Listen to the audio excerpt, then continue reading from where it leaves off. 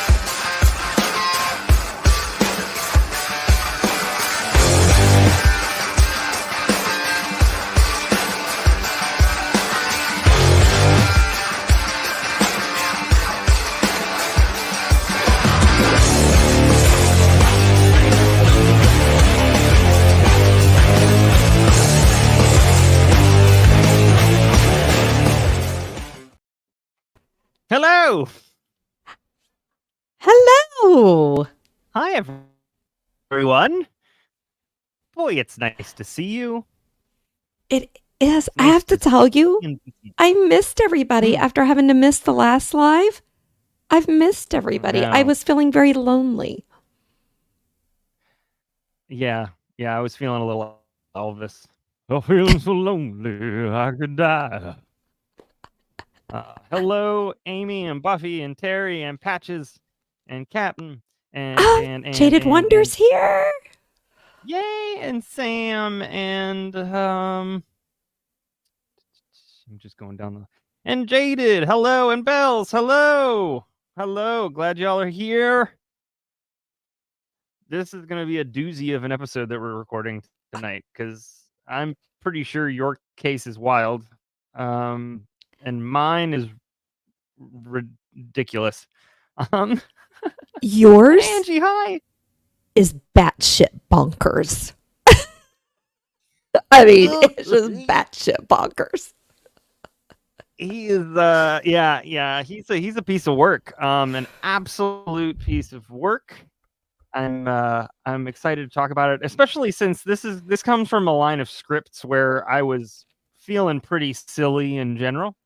So this is kind of although it's a serious crime, and we obviously I talk about it with seriousness, there are definite jokes and silly stuff going on. So it's called the balance. Amicable am.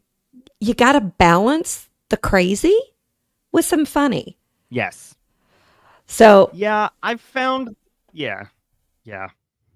Speaking of crazy, Double H and I decided we were going to go back and rewatch Yellowstone. And I think he's picked up on that Rip and Beth communicate very well.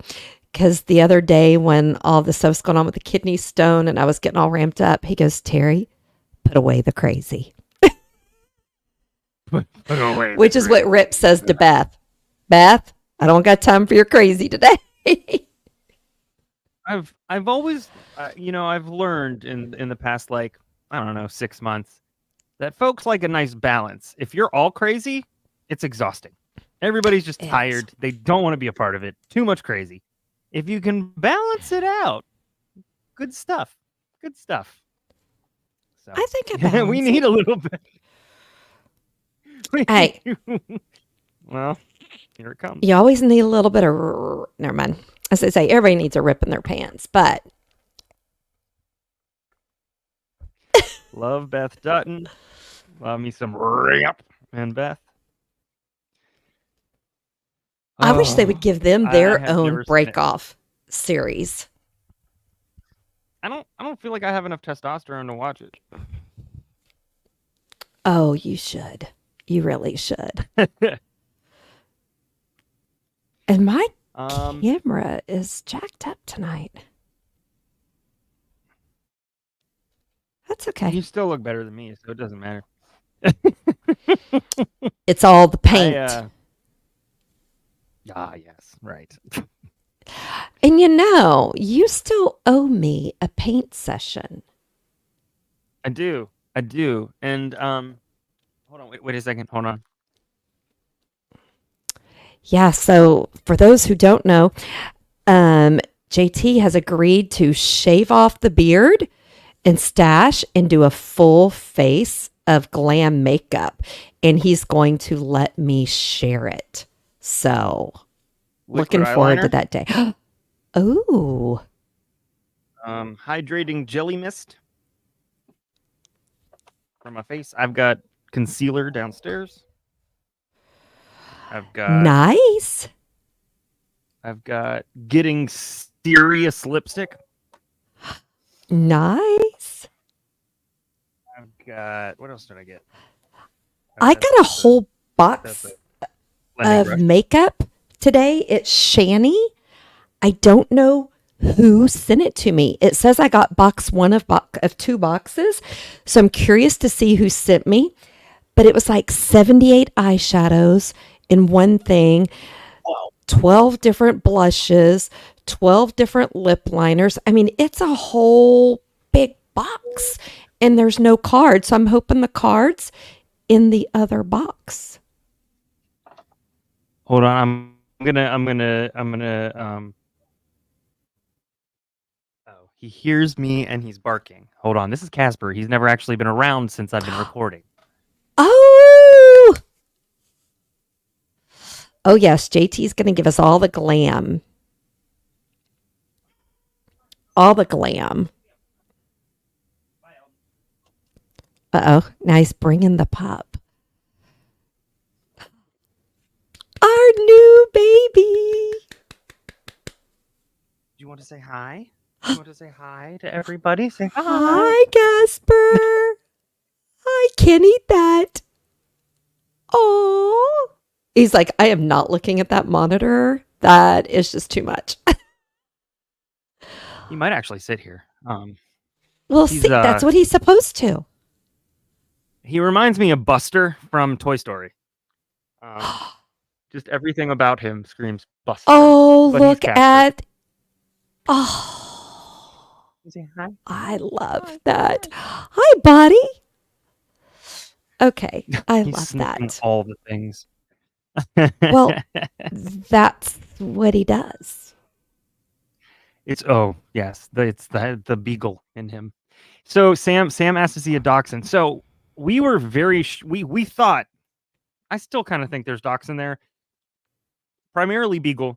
The length is dachshund, but the ears and some of the face are very basset.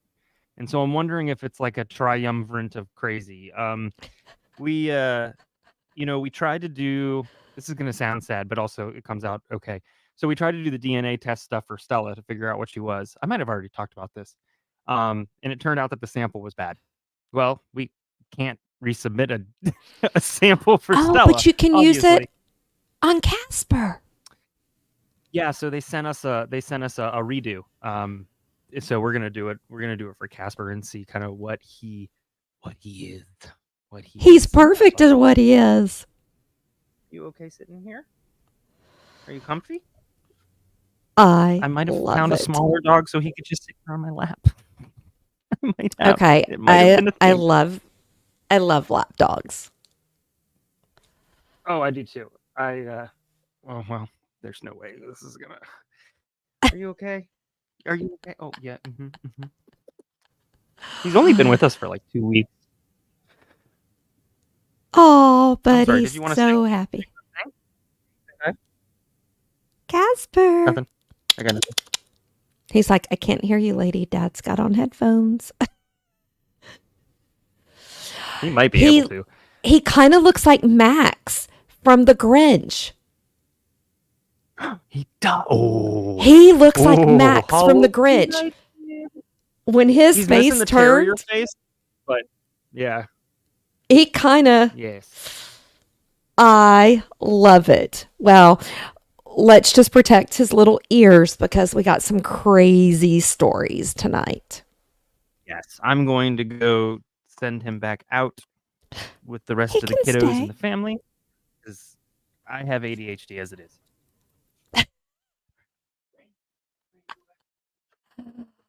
Guys, every time I see that blanket, that tortilla blanket, it looks like blood splatter on his blanket on his chair. And it makes me laugh. JT, I was telling him it's still makes me think that there's blood splatter on that blanket. It doesn't look like a tortilla to me. Yeah, I know. So I forgot, I didn't get to mention that I've got myself a lovely mat top. Hold on. You know what this is? I've used this already. This is like Trolls, like a Trolls line of instant dry. But you can laugh at this. The color's called Hole in Fun. But it's lovely.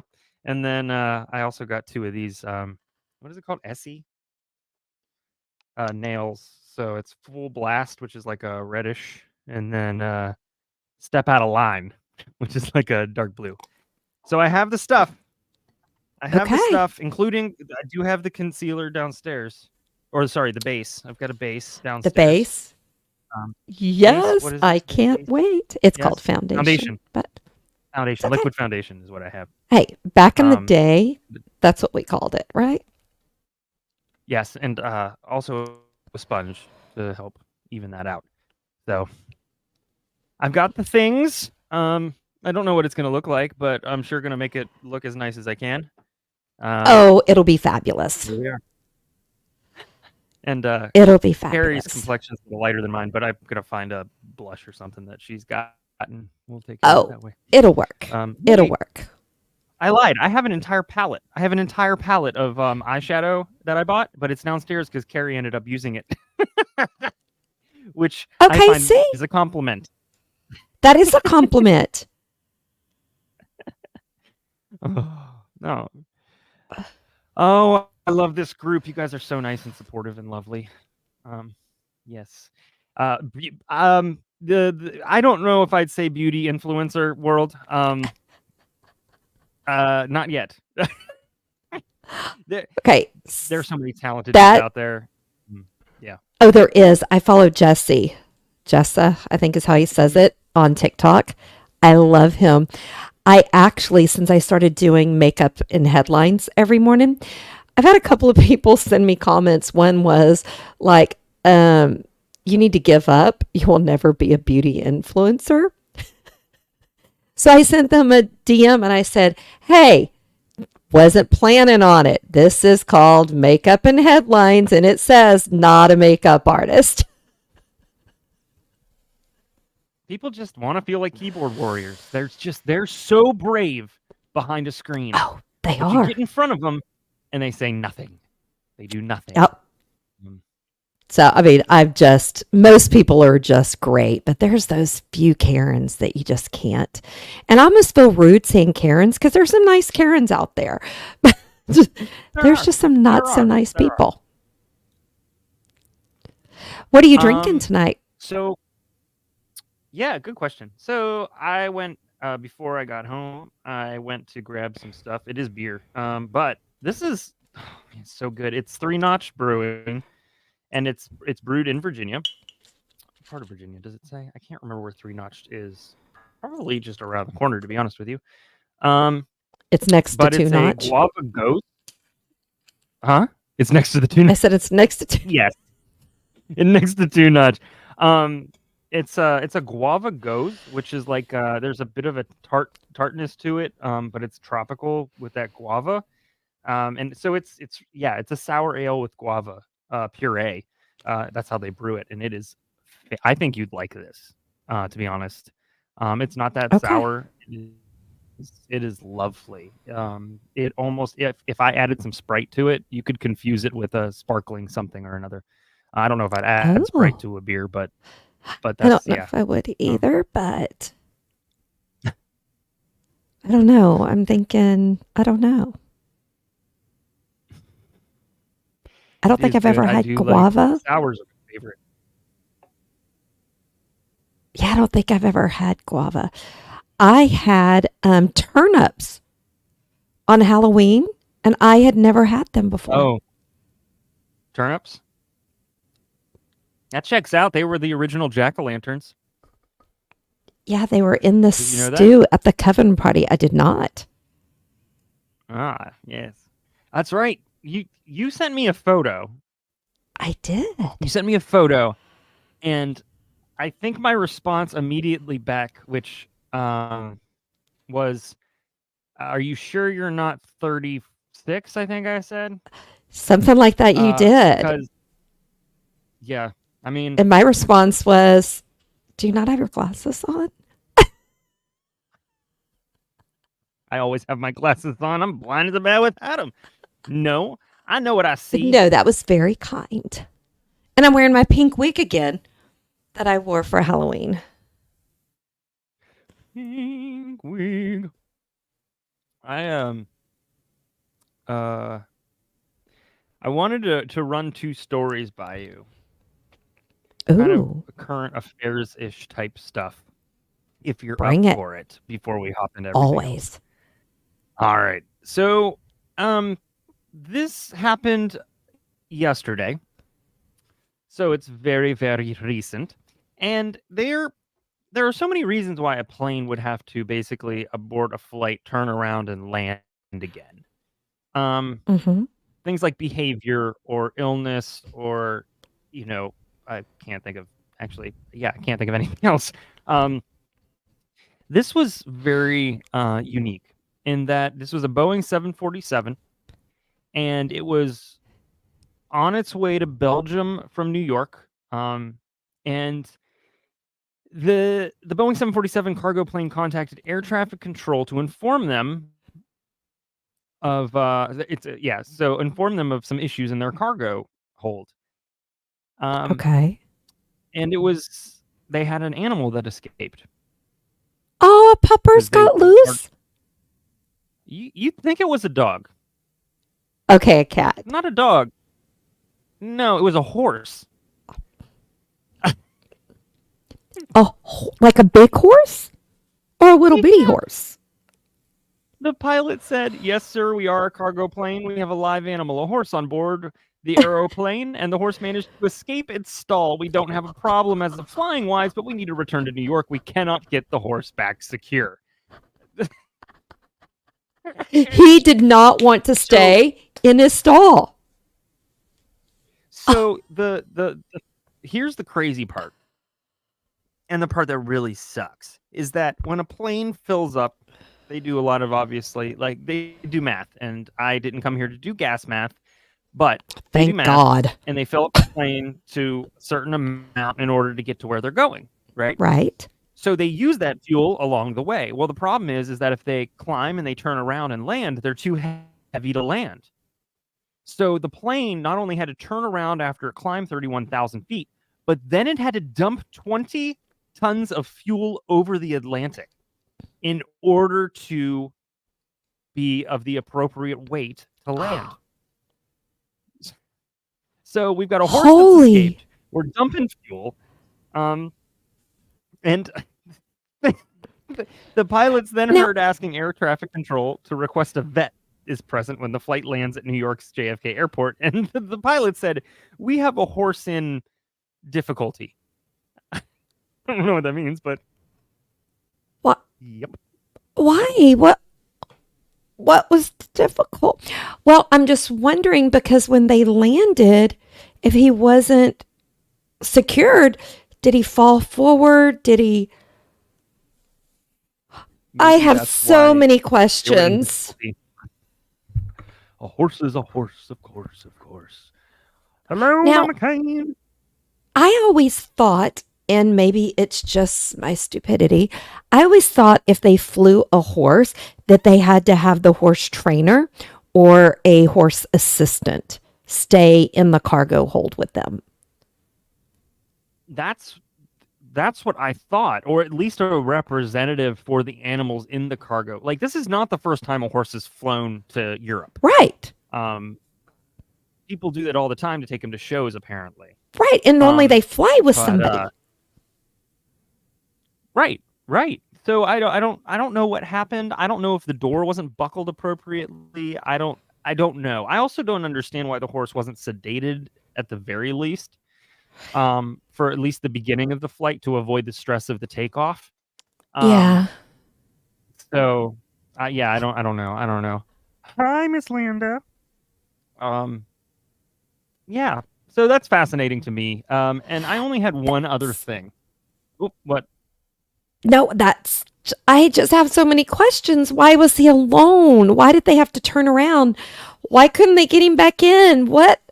I just have so many questions. Sometimes was he when the horse okay? escapes the barn, it's hard to get him back in.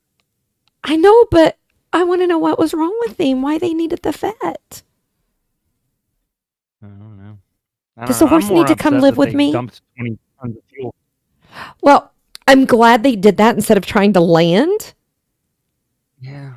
But then, and I have to say, I'm surprised they turned around for an animal. That's also fair. I mean, I know some people are not as big of animal lovers, but wow. Okay, well, I'm going to have to look later and find out if the horse is okay. Because now I'm concerned. All right. So I'm going to read this article simply because I could not do it justice summarizing it. Okay. This comes from the end of October. The Florida man phenomenon has been an internet mainstay for around a decade, largely thanks to a Twitter account that posts real headlines detailing the outlandish behavior of individuals in the state. That person's doing God's work. Our titles like Florida man desperate for a ride to Hooters calls 911. Florida man arrested for trying to get alligator drunk. Florida man tries to steal a rack of ribs by sashing it in his pants. I think I've covered most of those on like brewery and here. But so busy are the outlandish Florida men that there's even a Florida man birthday challenge where you Google the trend, right, of your birthday and you find out what wacky Floridian was up to on your special day. A few Floridians have embraced the stereotypes that come with the strange headlines by creating the Florida Man Games. It's described as, quote, the most insane athletic showdown on Earth by its organizers.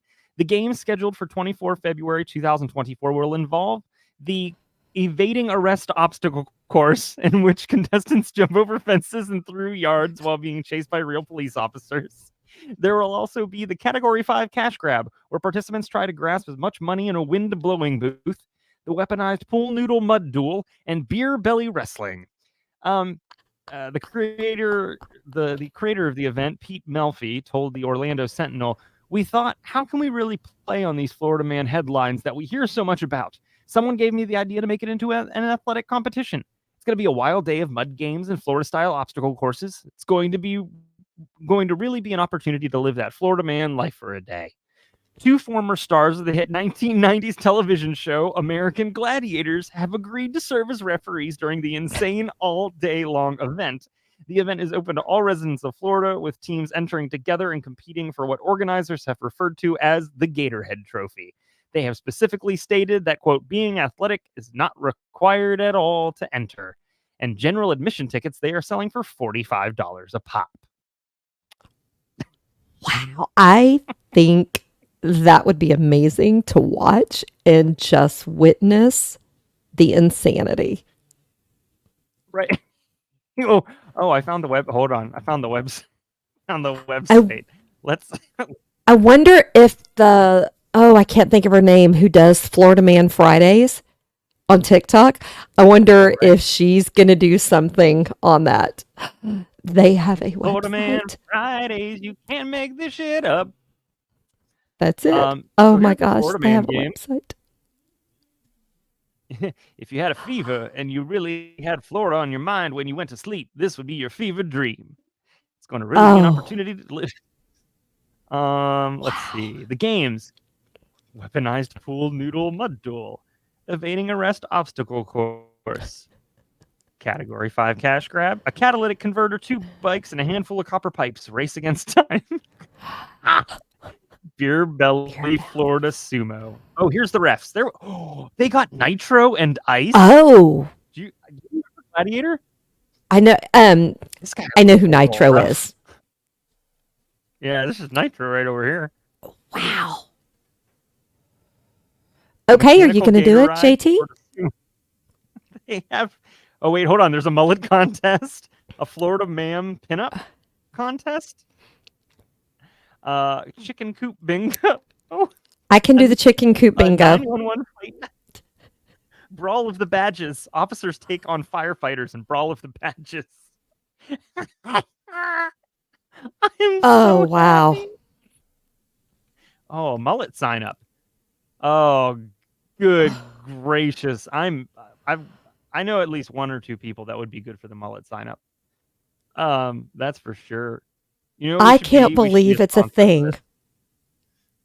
We should totally sponsor this.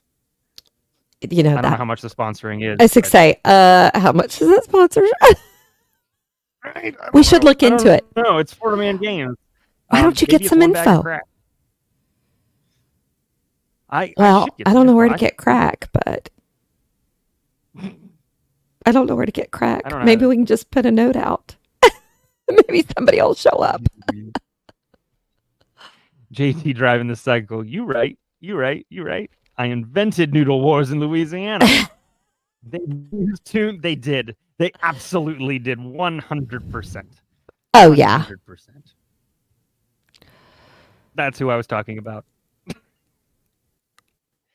Oh man, right? That is gonna here's what we're gonna do. We're gonna collaborate with the Florida Man Games next year, and we're gonna do a true crime, wine time, brew crime combo. We should okay. And bring everybody together. Bring everybody together. Oh my, I don't know if the world is ready for that. Just gonna be honest. So that's my that would be good. Those were good. Oh, see, I mean, much better than the headlines I read and do every day. Well, there's just too much real in this world. I need some ridiculous.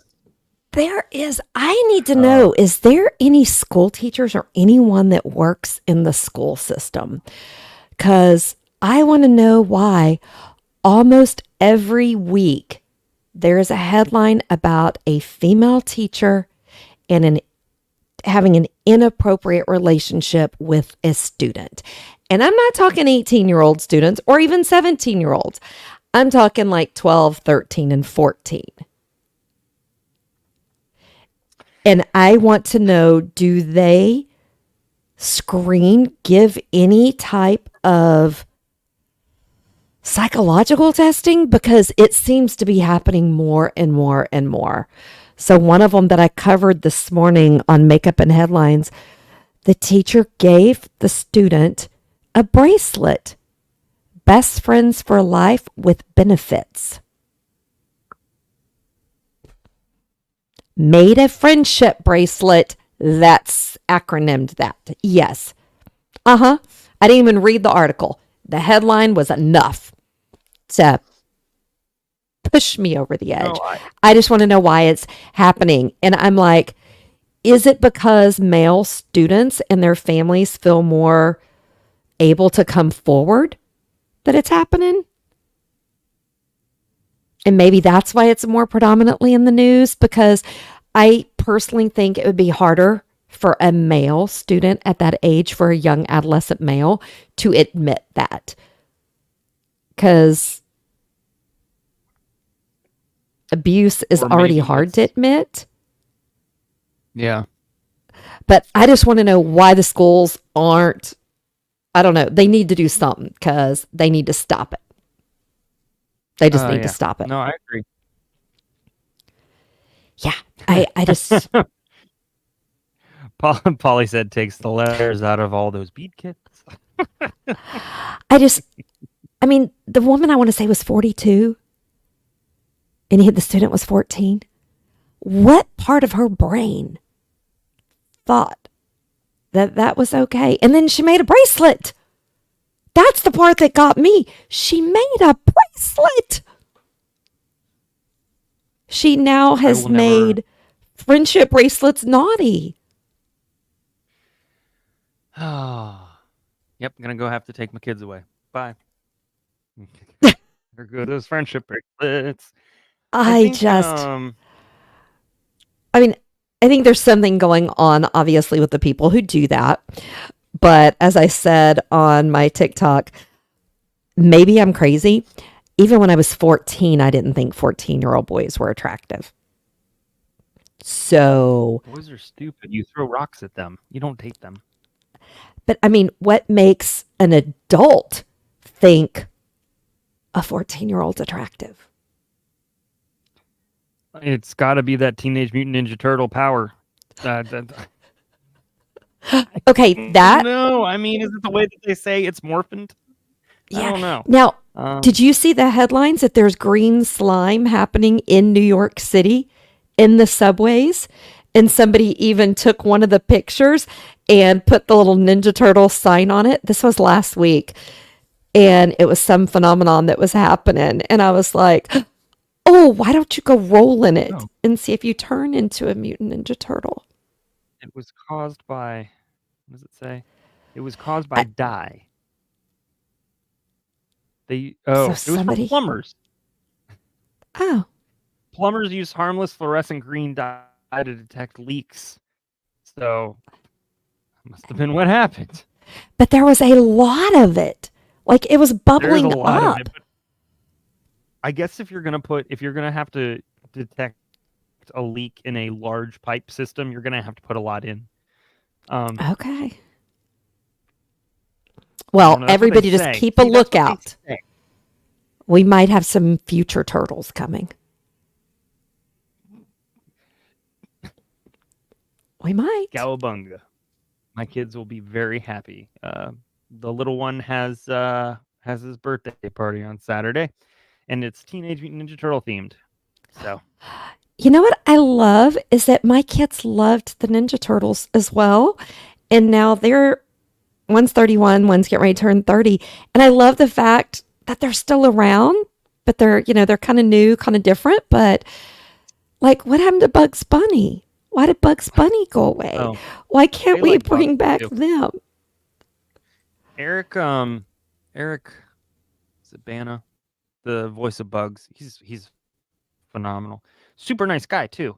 But yeah, no, a lot of people gave the new Teenage Mutant Ninja Turtle movie flack, but I think that you just have to accept the fact that things have moved on. It's different. And it Seth was Rogen different. Wrote it and put it together, and he did that. He did the fandom justice. He did.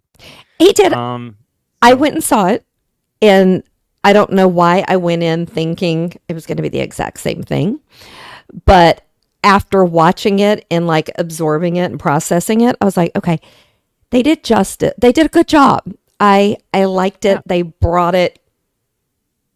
It progressed, but it kept the basics. So I liked it. It was really nice to see the Teenage Mutant Ninja Turtles as teenagers. Right. I obviously have a soft spot in my heart for crossover time. Oh, we hit the same thing. We did it at the same time. I have a soft spot in my heart for the animatronics. The Jim Henson Turtles from the late 80s, early 90s, I think. They were in the 90s. But if you have to do something animated, this was brilliant. It was just well done. So I appreciated it. Anyways, we've hit on a lot of stuff already, but now it's time to get dark.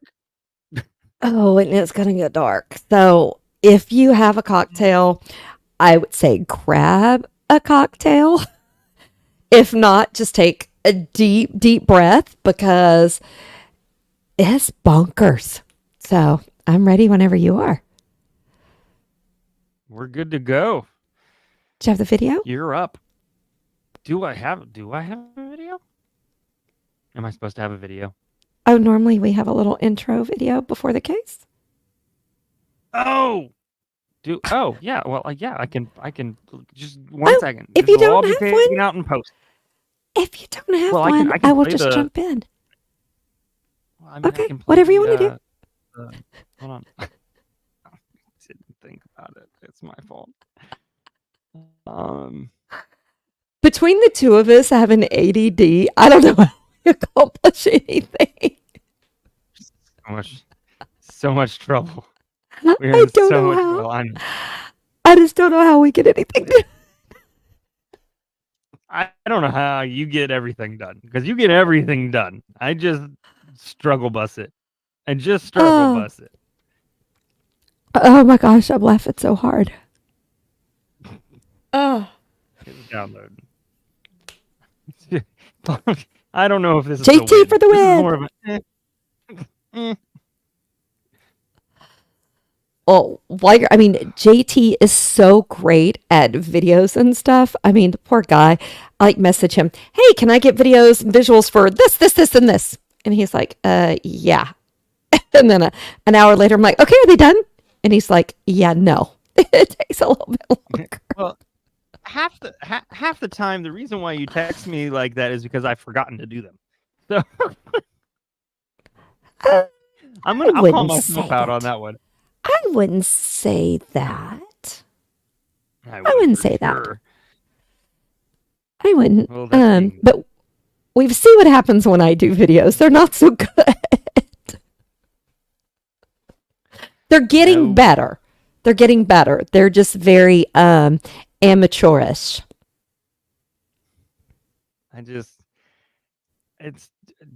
It's not my specialty.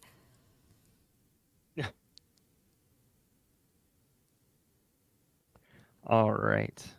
And finish processing.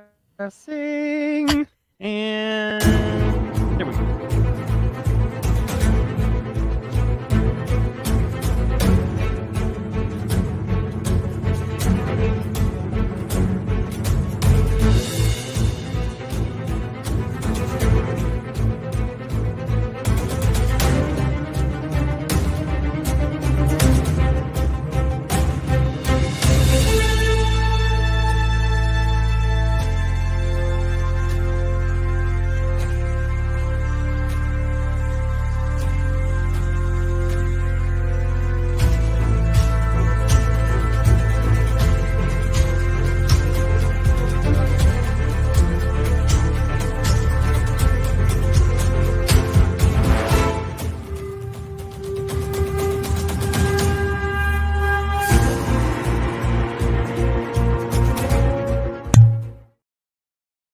Boom. Perfect. Boom. Perfect. Only thing I just now noticed, and I watched that video 4 times, it says recorded. Past tense. Recorded live. But it wasn't live. It's just now live. Yeah. I don't know. It's hard to... What do you I don't know. Join us as we record live, I suppose. I don't know. English. I don't write for a living. Yes, I do. I'm like, yeah, you do. That's okay. Oh, and guys, What? Go. No. You were going to say something, weren't you? Oh, so yes, I am going to preface it. Oh, we have a delay. Okay, you go ahead. I'm going to not talk. I literally was just going to say, let's take the focus off of me. Let's start your case. Well, okay, first I want to tell y'all, I picked this case because first of all, I found it fascinating when I learned of it several years ago. I work for a Finnish company. And when I went the very first time, I was talking to one of my fellow coworkers and I'm like, yeah, y'all don't have all the murders and stuff that we have in the US. What is one that you think is interesting? And so he started telling me about it. And I was like, ooh, ooh, ooh. And so I even told my boss that when I go next year, I want her to take me there. And I even asked her if we could spend the night in a tent. And she said, no, but I'm going to work on it. And she helped me pronounce it. And I have it written down. It is Lake Bodom. Really Bodom. It is.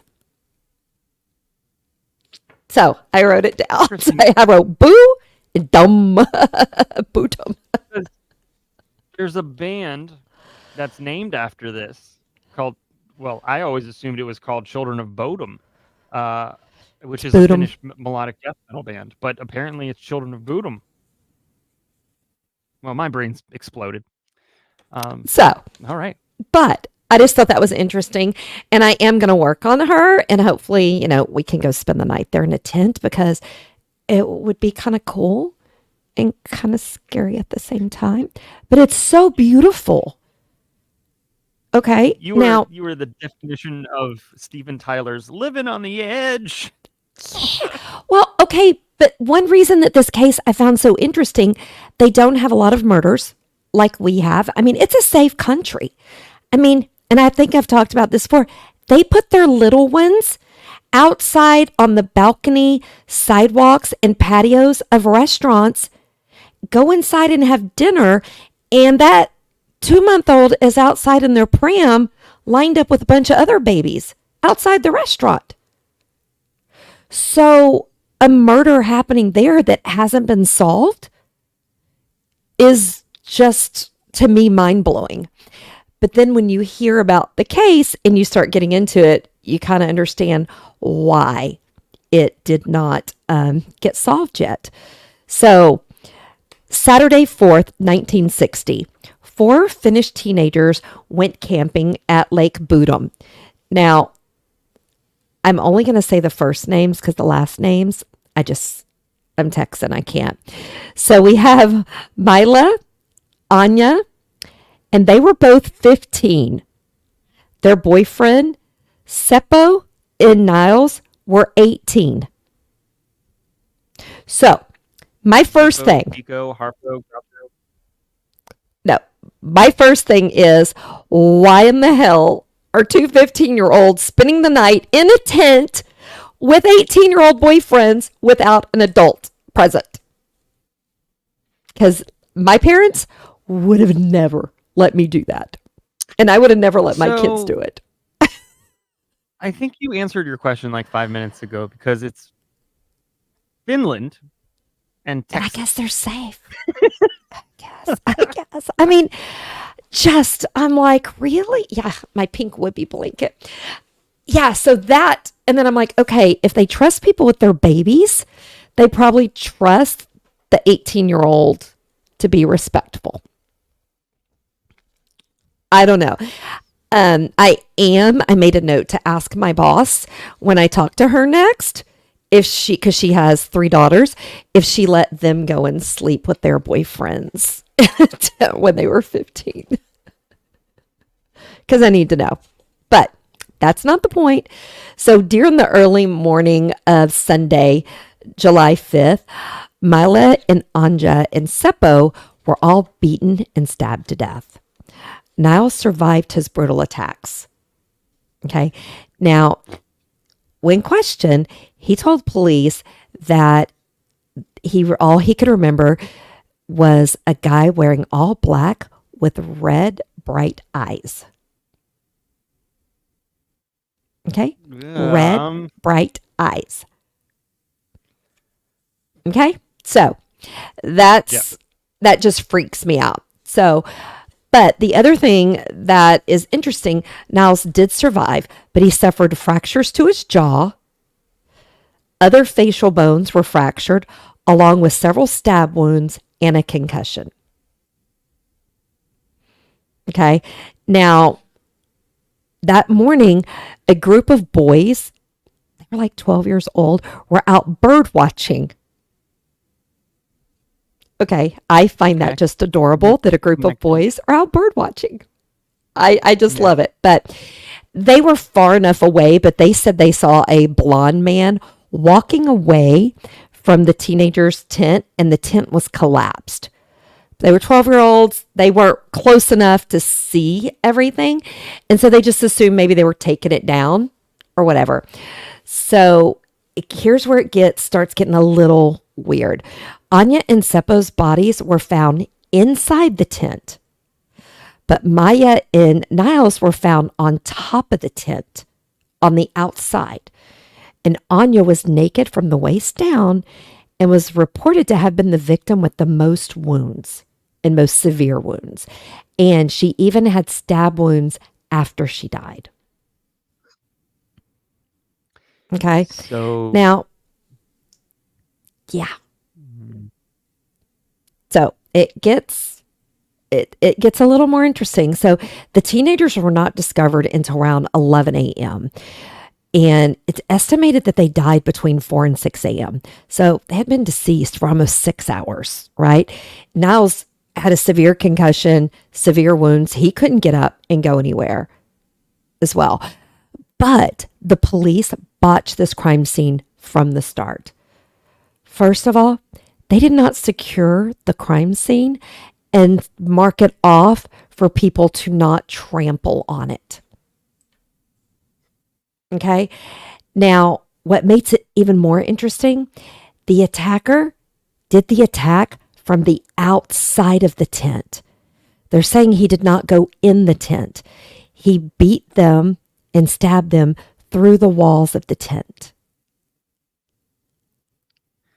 I have so many questions.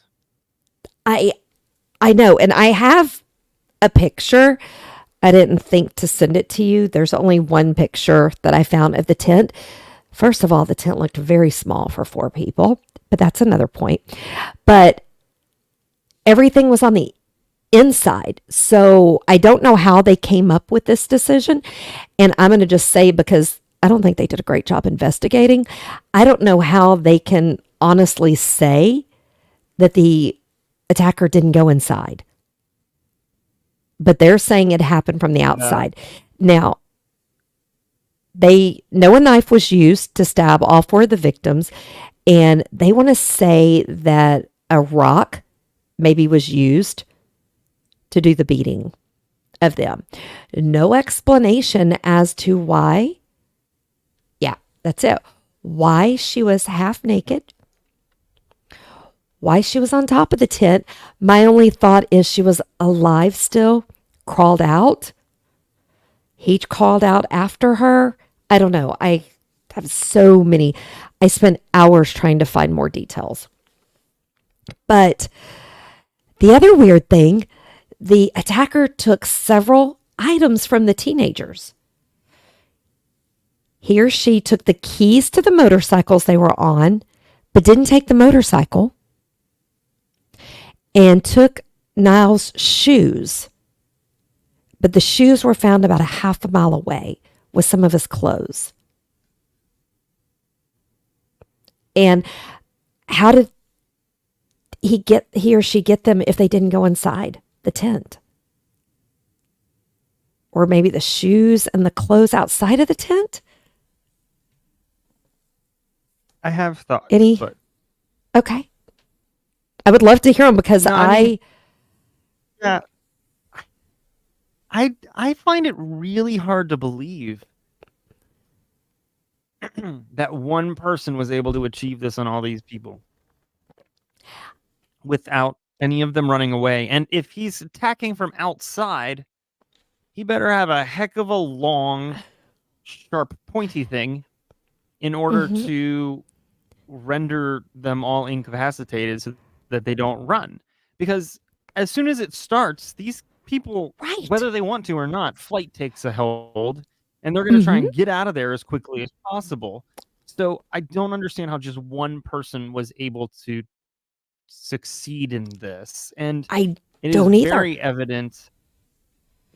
It's evident to me that this person has a real issue, even if it's a child, but with women, and some kind of a huge aggression, because the overkill of that one gal on top of the tent, whether she was, my guess is, I think you had mentioned this, is that she left the tent, she started heading out or trying to escape, and that rendered him completely furious, and it was not going the way he wanted it to, and so he took care of that and then placed her just on top in a display, Well, I think she fell back, because I think of when we go camping, because I'm one of those weird people. I like to go camping. And if you stand up and you're kind of off balance and you've been stabbed and all this, you go to grab a wall or you go to grab something, you grab the tent and you collapse it. But then how did he get out? Her boyfriend. And on top of it next to her. So it's never answered, but it was brutal, as you could see from that picture. I mean, it was brutal. Yeah. Why they did not secure the scene is beyond me. But police began looking at potential suspects. Okay. Now, the first one was Carl Gillstrom, who was known locally as Kiosk Man, which I thought was kind of always cute. A Carl. Because Always. The reason they called him Kiosk Man because he owned and operated a nearby stall, or as we say in the U.S., a corner store or a bodega. But that's what a stall is. I had to give it a go because I was like, is it a horse stall? But did the horse escape during a flight? Is it a bathroom stall? I know. It was like, I don't know. But so Carl's stall, campers would go and visit there, but they said he was not friendly. And he was even known to have cut down tents and throw rocks at campers. But yet, that's how his business made money. I mean, I'm like, you're killing your customers. Right. Not good customer service. Anyway, right? No. But some people said he was friendly, but most didn't. But the other thing is it was reported that Carl showed intimate knowledge of the crimes and allegedly made confessions, sometimes when he was intoxicated and others when he was stone cold sober. And guess what? The police ignored all of that, didn't really dig into it, and he later died about 9 years later by suicide. He drowned. And then there's my next thing. Suicide by drowning is not easy. No. Because your body has the natural response, to get air. So I was like, did he tie cinder blocks to his feet and then jump in so he couldn't swim up? I mean, did he drink too much and he drowned that way? I don't know. A lot of questions. It's interesting that choice, not just suicide, but the way in which he decided to do that is interesting because it's almost as if he had made that, whether it was conscious or unconscious, subconscious, whatever. It seems like that was chosen in order to punish himself. Could be, but like I said, I really think you drowning yourself is really hard. So I can't help but think, did somebody do it to him? Because they thought he was the killer. And then they got away with it. Because if the police didn't investigate this, right. Could have been the actual killer to do it, to then say, well, he was guilty. He obviously killed himself. He couldn't handle it anymore and didn't want to. Yeah, that's. I mean, there's so many things. Yeah. So now the next likely suspect that the police were interested in was Hans Assmann. And okay, guys, I just want to know, Assmann. What would you do if your last name was Assmann? Probably the same thing I would do if my last name was Hosak. You can cut that out of the recorded one, though. I'm an ass man. That would be a wrestling reference for anybody who likes wrestling. Well, I laughed because I call Addison in the Chase case asshat. And so then to see Assmann, not proctology. Not proctology. I didn't come here to do ass math. That's right. But anyway, so Hans was rumored to be former KGB, and he lived near the shores where the murders took place. And he was a recluse, and that coupled with the rumor that he was, former KBG, kind of made everybody think he could be a person of interest. Now, here's interesting thing about him. Hans went to the Helsinki hospital the day after the attacks and was reported to have fingernails filled with dirt and black and just filthy, and his clothes were covered in red stains. And he was acting nervous and a bit aggressive. Now, the police did briefly question him, but didn't go any further, as they said he was able to give them an alibi. But the thing that scared me is that the police never took his clothes into evidence, did not test them to make sure they were blood, because even back then you could see it was blood. And the doctor who treated Hans in the hospital said those red stains look like blood to him. And guys, I trust a doctor to know what blood looks like. And he matched the description that group of boys gave about seeing a blonde guy walk away. Hans had blonde hair and matched the general description. This is... It's almost like the fact that they don't have that much crime, if at all, that is like this violent crime, is what led to them not being able to do this appropriately. I almost believe the fact that they just didn't know what to do. I agree. I agree. And I thought the same thing. I'm like, okay, if you've got a country that doesn't have stuff like that, kind of like a small town that we used to have in the U.S., you'd have those little small, what we call podunk towns that never have that stuff happen. So then when it does, law enforcement's not used to that. So part of me thinks that. I agree. And it was the 60s. So yeah, I mean, that's the other thing, right? Is they could say, this is blood, but they couldn't really test whose it was anyways, right? But they didn't even test it to say that it was blood. Yeah, it'd be an easy bet that he'd be like, well, this is what happened, and that would be the end of it, right? So I don't... It's weird because it also doesn't sound like, and it might just be... it might just be me, but it doesn't even sound like they actually checked up on the alibis. It sounds like they just gave them the alibis and they were like, okay, that works, Yeah. So, and they didn't say what his alibi was, because I was like, well, maybe his alibi was that he was in the slammer. So then you don't need to, really go check that too much. But they didn't say that they investigated it. And I can't imagine they looked into it too much, because you would have taken his clothes from the hospital because you didn't have a chance to verify his alibi.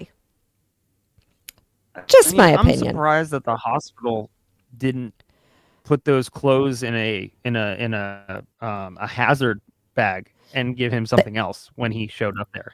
They probably did, but if the police didn't take them, they had to send them with waste.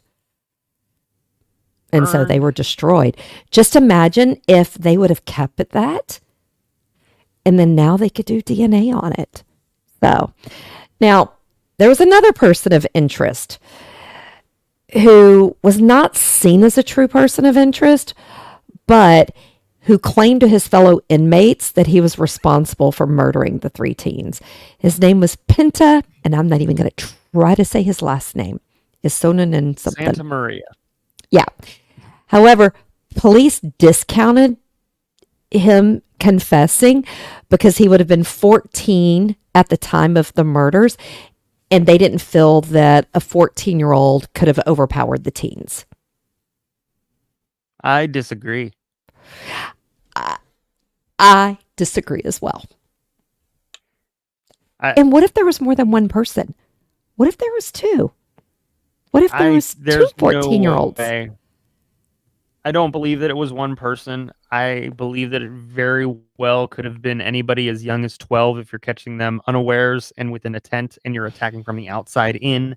There is a lot that could be done. We have the benefit of hindsight, knowing and having documentaries on child killers who have done far greater feats of strength. And it's not like there was strangling involved, which does require a lot of strength.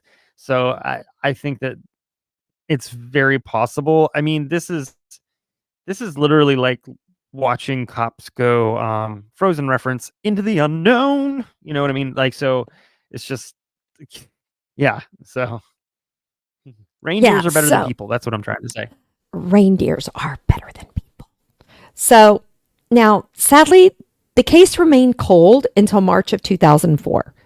So almost 44 years after the murders, they made an arrest. They arrested the sole survivor of the attack, Nils Gustafsson. Wait. They looked past all the other stuff and they said, this person who was effed up definitely did it. Yep.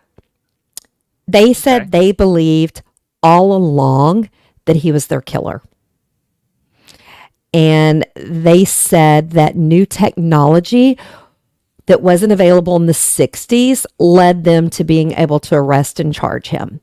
Let me tell you what that new technology was: DNA, which is great. His shoes, which were a half a mile away, had blood of all of the victims on them except for Niles's DNA. Because his blood wasn't on the shoes, they said he wore those shoes to kill them, ditched the shoes, and then stabbed himself, broke his jaw, concussed him, all that stuff. Then they came out and said, well, they think, yeah. But let me tell you that they also said Niles and the Seppo had been drinking and they got into a fight. And they think Seppo hit him, and that's how his jaw got broken. And then they all went to sleep, and he woke up mad and did this. That's a lot of guessing. Like they're Stephen Kinging this is what they're doing. I don't. Okay, alrighty. I'll give my thoughts later. Yeah, like I said, considering how much they didn't look at the other people, I mean, you always, in a thing, you may have 10 people that are persons of interest and you mark them off, but you investigate and you can say, oh, well, they're not a suspect because this, and this. They didn't do that with these people. But 44 years later, they arrest him. He was married, never gotten in trouble or whatever. So he went on trial. Now, here's what they laid out as their evidence, like I told you about the shoes. They say he inflicted the wounds to himself. Okay, I don't know about you, but how do you give yourself a concussion? Unless you're like me and you try to decorate the front porch and you put the ladder on the edge, and when you crawl on the ladder, you flip off and you break your ribs and you get a concussion. Other than that, how do you do it to yourself?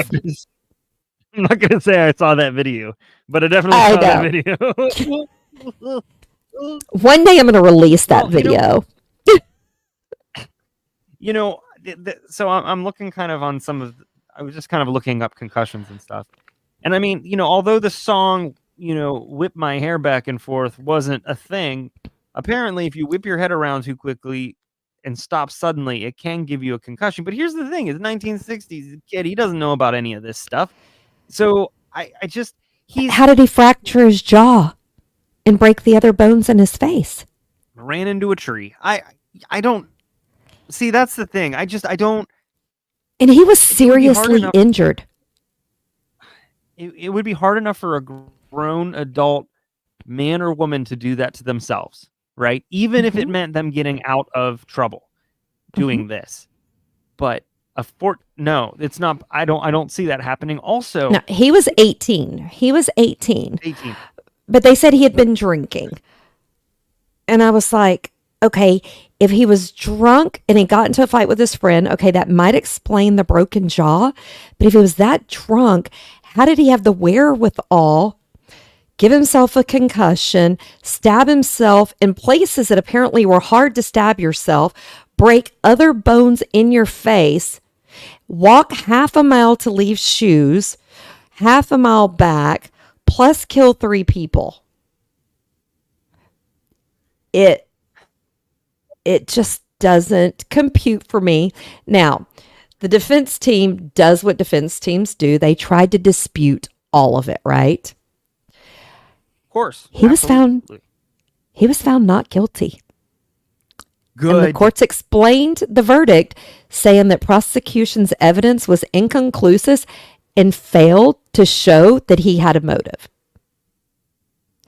He was given £44,900 for his mental suffering, but he was denied the ability to sue the newspapers for defamation.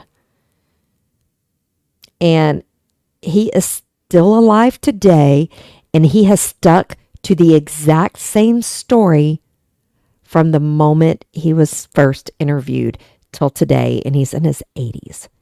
And the case is still unsolved.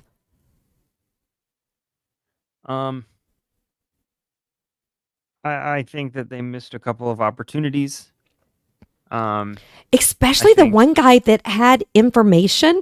They didn't say what information he had about the crimes, that only the person who did it would know.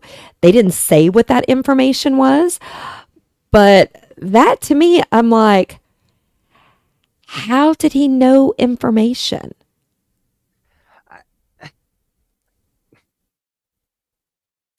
That's so frustrating to me. I want to know kind of, so you said 44 years later, which puts it at what, 2004? Right. Somewhere in there. I want to 2004. know if there was like a sudden public interest in the case again, which led them to feel pressured to then just make a move, which was completely off the wall. There is no reason why not to believe that he was in the tent. They were killed in the tent. Right. He had their blood on his shoes. He ran out and got away, and he was caught. And shoes came off, whatever. He's kicking and screaming to come back, whatever that might, right? So and the broken jaw, the concussion, those kind of things are absolutely things that could happen if he was trying to get away and somebody had come to get him and was fighting him to get him back and quiet. So I just... But here's my thing. If you're saying his blood wasn't on the shoes, you're saying his DNA is not on the shoes, right? Because that's how they determine. How was his DNA not on the shoes if they were his shoes? Well, yeah. Right. Exactly. Because I'm sorry, if we take JT's blood, my blood, Double H's blood, your wife's blood, okay, they're not going to be able to say whose blood is who. They're just going to get the DNA when they break it off and be able to say all of this. How is his DNA not on? And they didn't say his DNA wasn't on the shoes. They said his blood wasn't on the shoes. How could you distinguish blood from blood in something that gory? Because his DNA would have popped because they were his shoes. Right? I can't remember if you told me this. Was he with the gal that was on top of the tent? Like, were they a thing? They were the boyfriend and girlfriend. Okay. All right, I'm gonna get a bit. Here's in my head. This is how this went down. Okay, so give it to me. Bear with me. So there's 4 in a tent. There's a grown-ass adult who has been watching them.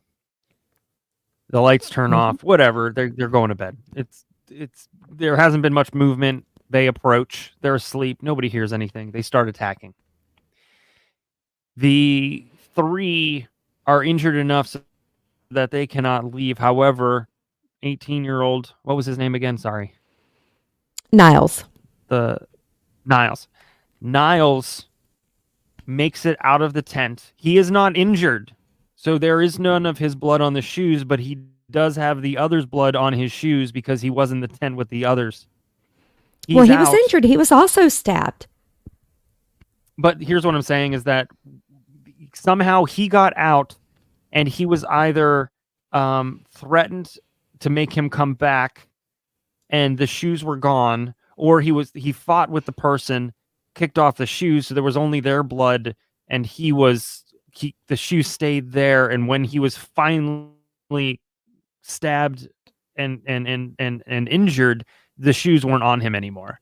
Therefore, the DNA wasn't there. And my thought is this guy was so pissed that he got away that he then tortured this kid with his girlfriend by posing, putting her on top of the tent. She was nude from the waist down, and made him. Did we have any trigger alert? Trigger warning. Was there any evidence? Well, they probably wouldn't be able to tell. I wouldn't be surprised. But I wonder if there was any evidence or any indication that she was assaulted. They did not make any things on that. And part of what I'm thinking, so they didn't say that like her pants were pulled down to her knees. They said she was nude from the waist down. Maybe they had hanky-panky in their sleeping bag and she fell asleep in her shirt because, trigger alert, Terry True Crime sometimes sleeps in just a shirt without anything on underneath.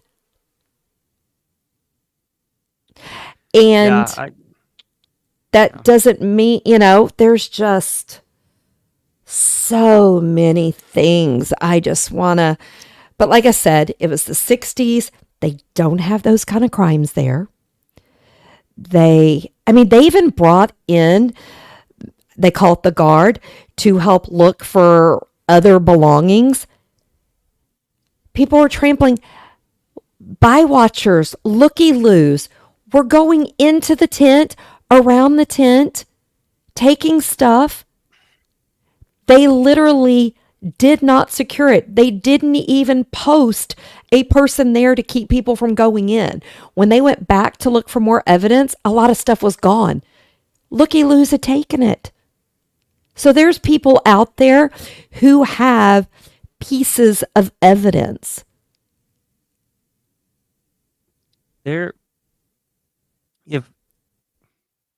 Again, no expert. I certainly am not one. But with a crime like this, there's kind of two options.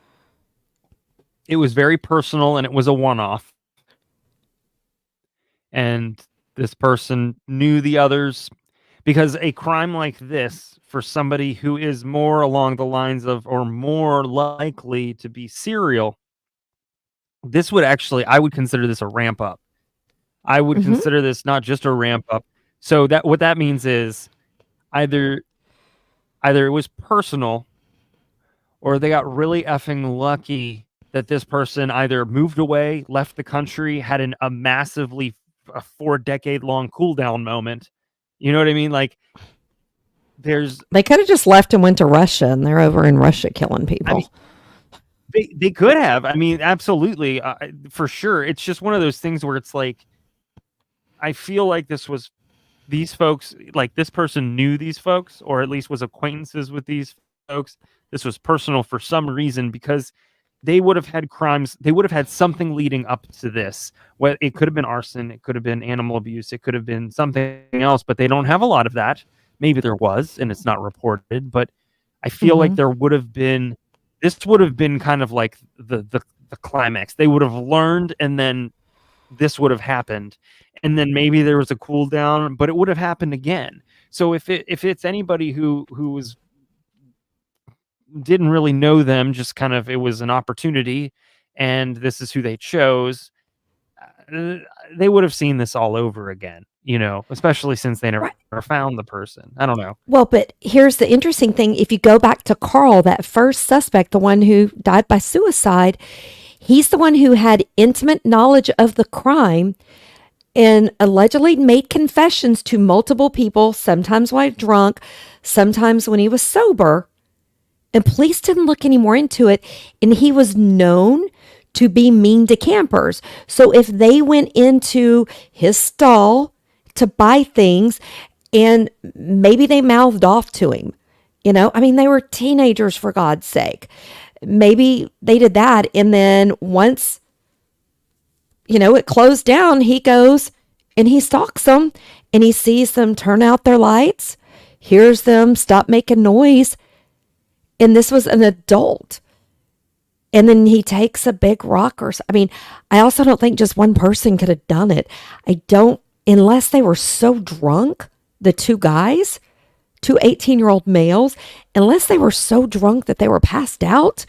I don't know how somebody could get the jump on them from outside the tent. Because let me tell you, I've heard a noise outside my tent. I have had that tent unzipped out of that tent so fast, before you can even say, Terry, stop, it's a dog. But that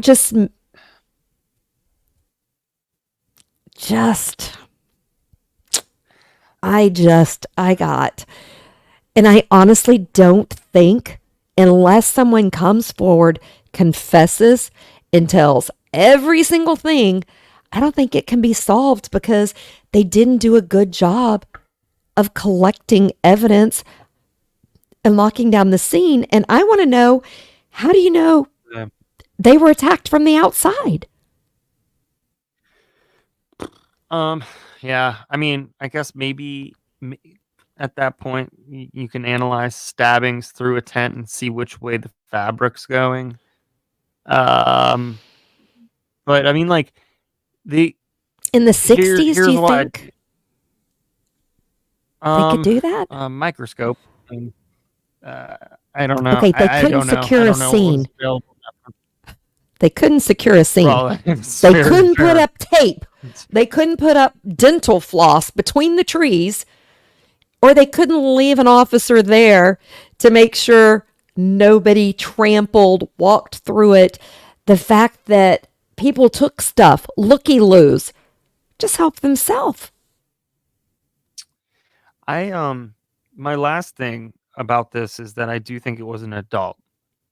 And I think it was an adult who had authority. Because 14, 18-year-old, they're going to fight back.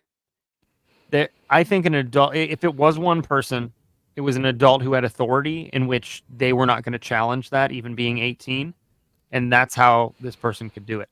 I think it was either the fellow who hates campers, or I think they should look within their own ranks.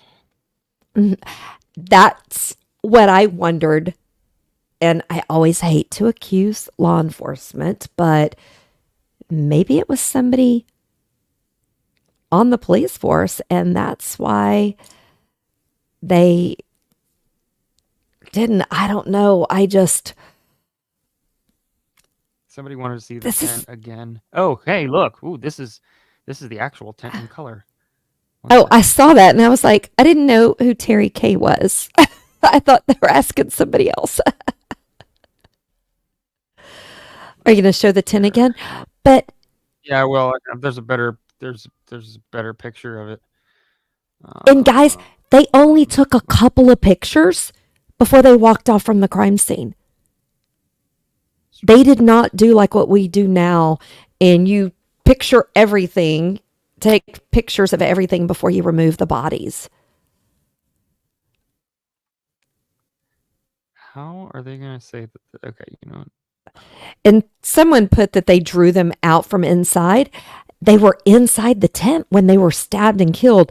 All of the blood and everything was inside the tent, except for what was on the outside after the two were on top. I said, I don't know how 4 people fit in that. I mean, you go nuts to butts. But the other thing, and I don't know if y'all caught this, they said she was stabbed several times after she died. How did she get out and get on top of the tent? So That's somebody why I had think that she was pulled out to drag Niles back. Oh, because he took off running, he escaped, and they pulled her out. Yeah.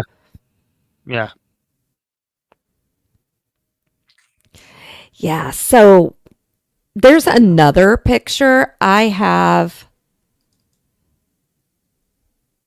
Can I share my screen? And I will share this picture if I can figure out how to do this. You would think, being an old lady, I would know how to do this by now. I'm sorry. This old lady still learns new tricks. Oh, it's called present, not share screens. That's the problem. Yeah, it's different. Sorry. Yeah, present, and I'm then like, if you share the window, it should. okay, it's telling me to upload a file. You haven't heard me talk like what? The nuts to butts bit? Or what? How come Which it won't let me part? present? Oh, share I don't screen. know. I found it. Yay. I'm gonna guess. Nope, that's not it. It's not. Okay, guys, we're gonna You wanna do send this, it and to I'm me? gonna just pull it You can over. send it to me on private chat. Oh, that works too. Can you see it? No. Okay. You just shared the window was the issue.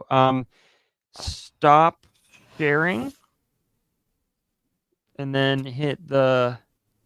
Can y'all not see that? No, it's because you just shared the window and not the screen. So, yeah, there you go. Now, if you hit present and then share screen, and then click on the tab that says window, and then you should see where the picture is. Okay, and it then does share not that. give me. It does not give me Oh. that options. Okay, how about Do you wanna this? send- I'm is it gonna a just file or a send it link? to you. It's just I have it on my computer. Here it is. I just Okay, yeah, dropped send it it to and me. I sent it to you in a text. Oh, you don't get text on your phone or on your computer, do you? No, if you email it to me, I'll get it and pull it up. Okay, now you want me to figure out how to open email in the middle of all this? Come on, GT. No, it's fine. I got it. I got it. Did you find it? Oh, this is the. And this my is the photo problem that is, I showed in the very beginning. oh, then I missed it. No, it's okay. It's okay. I got it. No worries. My problem is, and I think I just figured out, it's because I have 4 monitors. Yeah, I'll do it.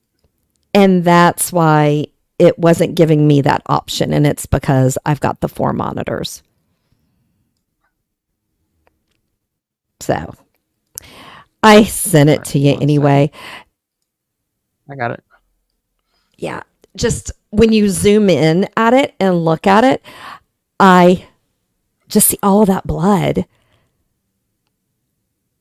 Yeah, How was it collapsed? How was it collapsed? Did they put it back up to take the pictures? On top of it. Right. Yeah, they must have lifted it up in order to take the pictures. It does look like the stabbings happened from. See, I can't really. This tells. Yeah, I mean, it looks like some went through, but I just.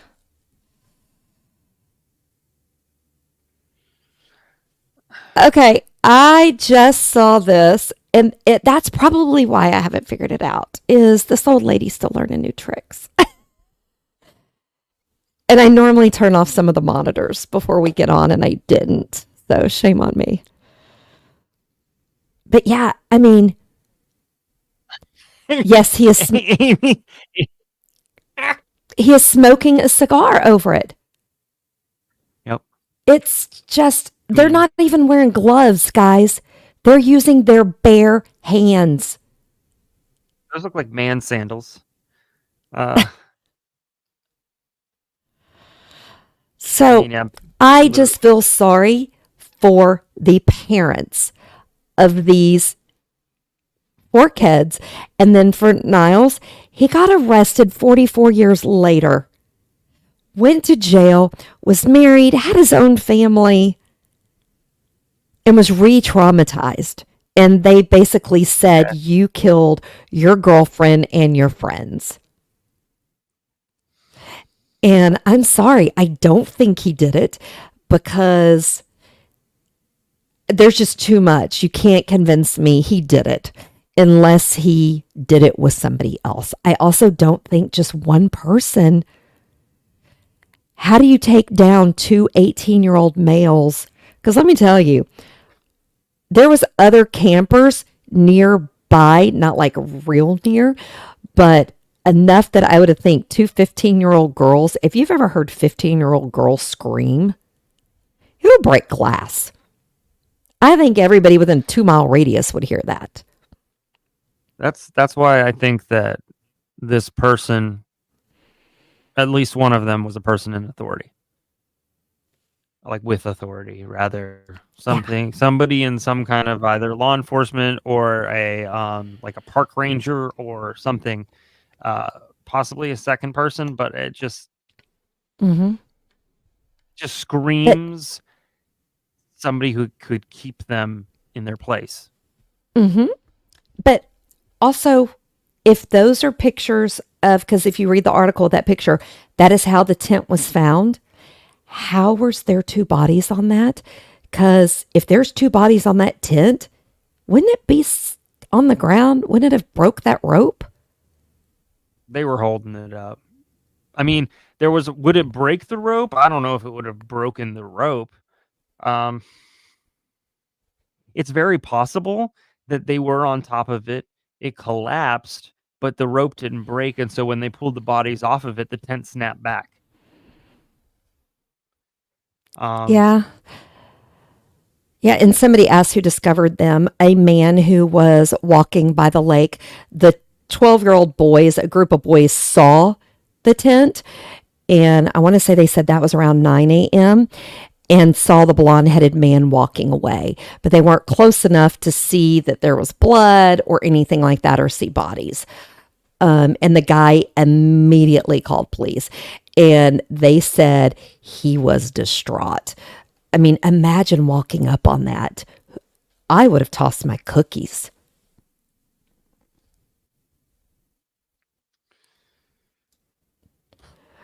So, I don't know. I think it's never going to be solved. I'm glad that Helsinki, Finland, Espoo area where this is still a very safe place, and they've not had anything like this since because their police officers aren't so great at solving crimes like this. I mean, they would literally need to call Texas and say, hey, can we borrow some of your rangers because we need some help, and y'all are very well experienced in this. Yeah. Good. So, yeah, that's why it is so interesting. And I am going to say this, when I go next October, it's our company's 10-year anniversary. So I'll be there for a full week. I am going to go there. I am going to try to find maps. Even if I have time, because I usually fly in a day early, I'm going to go to their library there, see if I can get a map or any newspaper articles that I couldn't find online to see where it actually happened. And I will go and take pictures and maybe live stream from there or something. But I mean, I have so many questions, like how far away was the stall, the bodega? How many other campers were there nearby?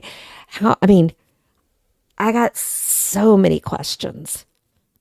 I just sent you a private chat that are the GPS coordinates of the murder. Oh, thank you. Have I ever told you that I love you? Have I told you lately that I love you? Now, do you think I could get my boss to sleep in the exact same spot in a tent of the GPS coordinates? How much alcohol do you have? Let me tell you something about Finland. I drink a whole lot of vodka when I go to Finland. And a whole lot of liquid IV. That's fair. But no, I mean, it's sad. And when I say I want to go, it's just because I want to know how far away was stuff. Because that area, from my understanding, is still the same. It's a lake area, camping area, trees. So it's not like it's become cities and subdivisions. How far away were things? How close were they to the water? It just said they were on the shore. Where could they have run to? Could somebody have taken a boat and, a little John boat and come up and then left? There's just So many questions. So many questions. Yeah, I And mean, did they take fingerprints of anything? Did they look for, they checked the DNA on the shoes. Did they ever do DNA on the tent, or could they not because they didn't secure the area and all of them fools didn't have gloves on? They were putting their DNA all over it. Oh, Polly. Oh, wrong one. Just, is the John boat a Texas thing? It's the little green boats that don't always have a motor. Sometimes they have a little trolling motor, and maybe two people can fit in them. And you only take them out in shallow water because if they flip over, you need to be able to stand up. What do y'all call those? Anybody else? We call them John boats. JT, what do you call them?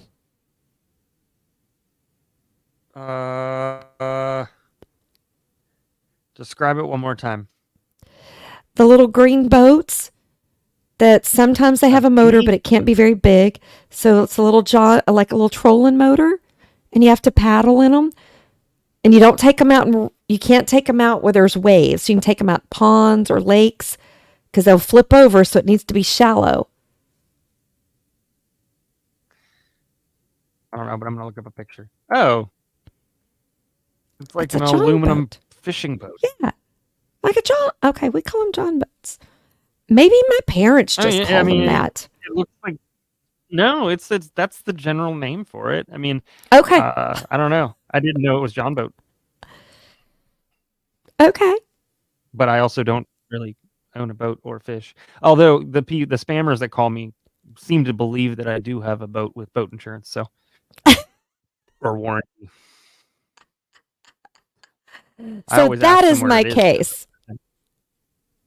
That is my case. And That's wild. it's one that's not going to go away for me. I really need more information. And I'm really thinking in the library, they'll have it on microfiche or something like that. And I can read the actual articles. Because when I went to newspapers.com, they did not have anything uploaded. I mean, maybe they didn't have a newspaper in 1960. I didn't even think about that. They had to have had a newspaper. I want to know who was in law enforcement, who was newer, or who was really excited about being on the team. Yeah. And I want a list of any issues that they had. Am I wrong to think that it would be the person that was in charge of the scene? Because that would make sense as to why they didn't secure it. I actually think that they lucked out on that. I don't see a detective being the killer. I see this more towards a rookie or somebody who's newer, but who has the uniform and is still able to exert some level of control. Because I think it was a younger person. I also think that this person's ashamed of the fact, so it was almost compulsive, because if they did indeed kill these kids from the outside in, they wouldn't have wanted to see what they were doing. Which indicates to me a sense of self-loathing or dislike that they have to do it. I don't know. I'm this is off the top of my dome, but I'm just trying to apply everything from the past like 5 or 6 years of what I've read to this, because it's just so fascinating. Yeah, I mean, I have so many questions, and I think I'm not going to find the answers here in the States, because I don't think we're going to have, like I said, I couldn't find that they had uploaded and scanned in the newspapers, but I bet I could find them in the library there, because they have this beautiful library called the Odi there in Helsinki that Double H and I visited this year when we were there in February.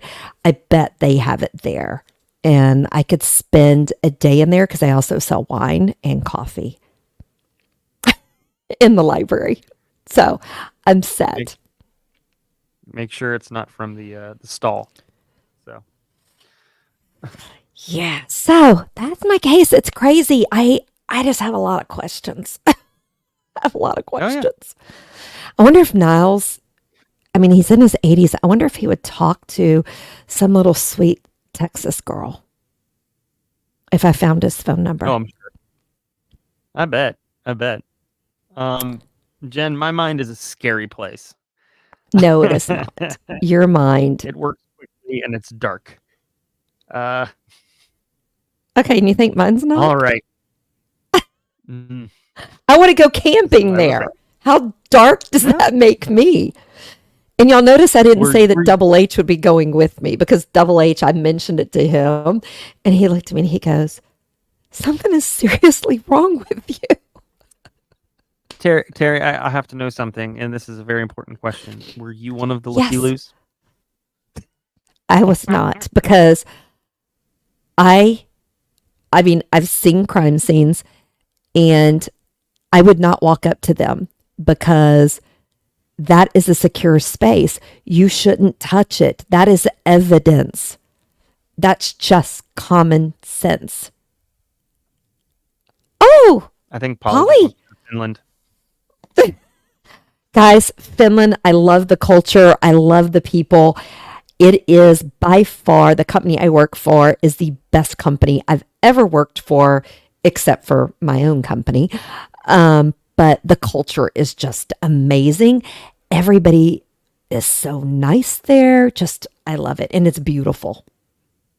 And the company I work I'm for, just waiting for a job.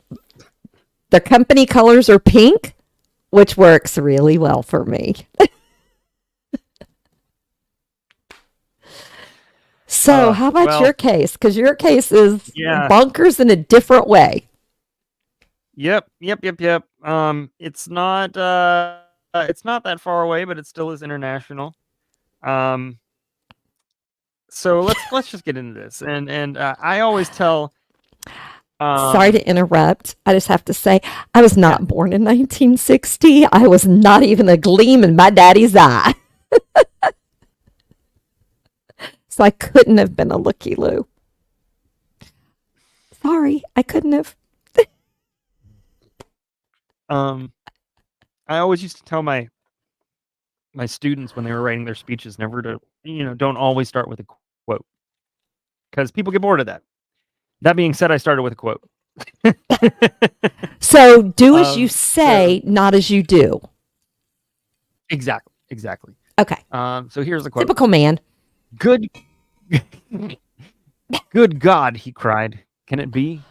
Can it be that I shall really take an axe? That I shall strike her on the head, split her skull open, that I shall tread in the sticky warm blood, break the lock, steal and tremble, hide, all spattered in the blood with the axe. Good God, can it be? So that is from Crime and Punishment by Fyodor Dostoevsky. In high school, when I had to read that for AP English, it was Crime and Punishment. However, the older I get, the more I appreciate the story. But it was meant to be, the book was a study of guilt's impact on the mind. Themes like alienation from society, psychology of crime and punishment, the idea of the Superman, nihilism. It's all covered in this tale of Rodion Romanovich Raskolnikov, a former student who is sickly and dressed in rags. But that's just a story. This is a piece of fiction thought up by the author, and although it's a classic and well respected, it's a story. But the case that I'm talking about today actually happened, and the guilt felt in some respects, much like the guilt felt by Raskolnikov, was the same, but the method of killing, definitely the same. The villain, a 16-year-old disturbed child, and the victims were his family. And this is a case of a failed system, and it's a case that no one, quote, saw coming. This is the case of the Cosberg family murder committed by Thomas Gordon Cosberg. I feel like I should have started with, like, in a world. It's exciting. So, That born is October- on my list to read. So 100% worth it. And if you don't read it, audiobook it. I'm sure it's free at this point. Okay. So born October 2nd, 1948, Thomas Cosberg was one of 6 siblings. His parents, Osborne and Dorothy, had 6 children, including Barry, Marianne, Gail, Vincent, Osborne Jr., and Thomas. They lived in Vancouver, Canada at 142 East 22nd Avenue. The house is still around. It's 5 bedrooms, 3.5 bathrooms, and 2,200 square feet of living space. I'm not sure where they put it all in the house or on that lot, but there you have it. That house now in Vancouver would probably go for a cool 1.2 or 1.3 million, possibly more. Because that's the real estate in Vancouver.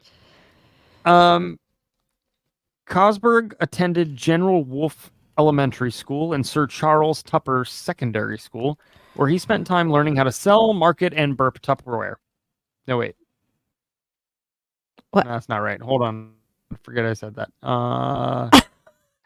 When crimes happen, many times the media or the police will question those that knew the suspect or family. This case was no different, and neither were the answers. Quote, according to friends, the Cosbergs were a close and happy family, and the children would do everything for their parents. Cosberg himself was described as a nice kid. Sure, nice kid. So was Jeffrey Dahmer. Whether he was nice or not. Yeah, right. Whether he was nice or not had no bearing on the fact that what he did have was a history of mental illness. And more on that later. And once he lived at a residence for disturbed boys run by the Central City Mission, and the supervisor there, Robert Estergaard, said that he got along well with everyone, but kept running away from the home and the mission. So I got curious, like Alice in her Wonderland, and I decided to look up a little more about Central City Mission, and believe it or not, Foundation's still around. So it started in 1907 with a small group of neighbors who wanted to start a mission for poor and unemployed men in the inner city of Vancouver.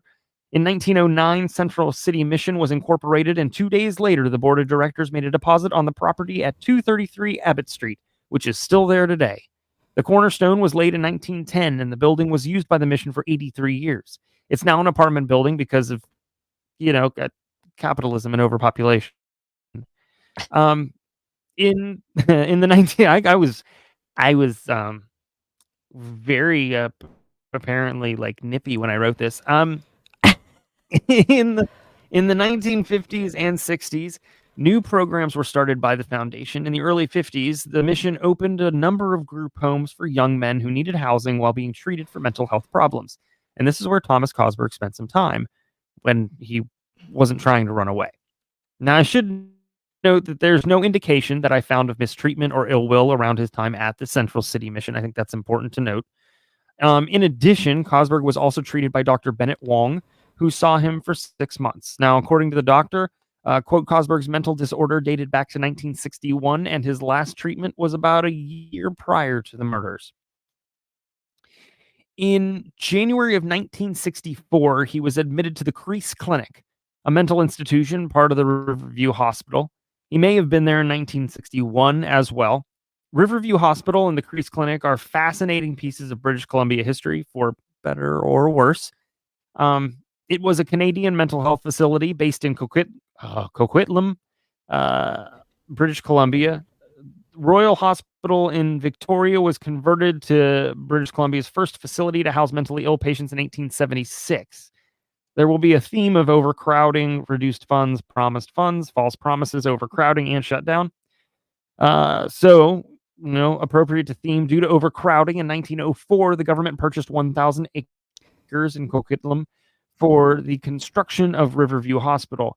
Now, I'll give you an example of overcrowding. In 1913, a permanent mental hospital was completed. It was opened, treating 300 seriously mentally ill patients. The building was built to hold 480 patients, and by the end of the first year, it housed 919. Holy macaroni. Yeah, and these aren't like mildly, Now, these aren't mild cases. These are intense. Question, just because I was raised during a period when I was raised believing that people were put into homes like that. who maybe just were bipolar or had depression and then they were kept there. But you're saying these individuals had severe mental Well, disorders, or were they being I am drugged going that off way? of I'm going off the description and some of the Okay. research that I found. Now, that is not to say that some of these folks weren't Yeah. put in because their parents just couldn't handle them, or their Okay. family didn't want to deal with it, or, for instance, the acute psychopathic unit opened in 1924 due to overcrowding, and there was a 675 bed female chronic unit opened due to overcrowding as well. Now, I don't know, 1924, they could have submitted the women to that unit simply because they were reading. You know what I mean? Like, there were so many reasons why people would just put people away, and I laugh because I'm uncomfortable because it's really sad. Can I send my ex-husbands there, both of them? I mean, it's not really around, but sure. Darn I mean, it. why not? Yeah. By 1956, the hospital reached 4,300 patients. Now, this is after they expanded, Oh, but expanded. still Okay. a lot. From 1960s on, there was a steady decline in beds. Eventually, in 2004, it was 800 beds. That's where it stopped. The hospital was closed, but once it was closed, it was added to the Canadian Register of Historic Places in 2009. But the land continued on being location for other mental health facilities. Quote, the construction of the provincially funded $101 million mental health and addiction treatment facility on the Riverview grounds began in 2017 and is planned to open its doors in 2021.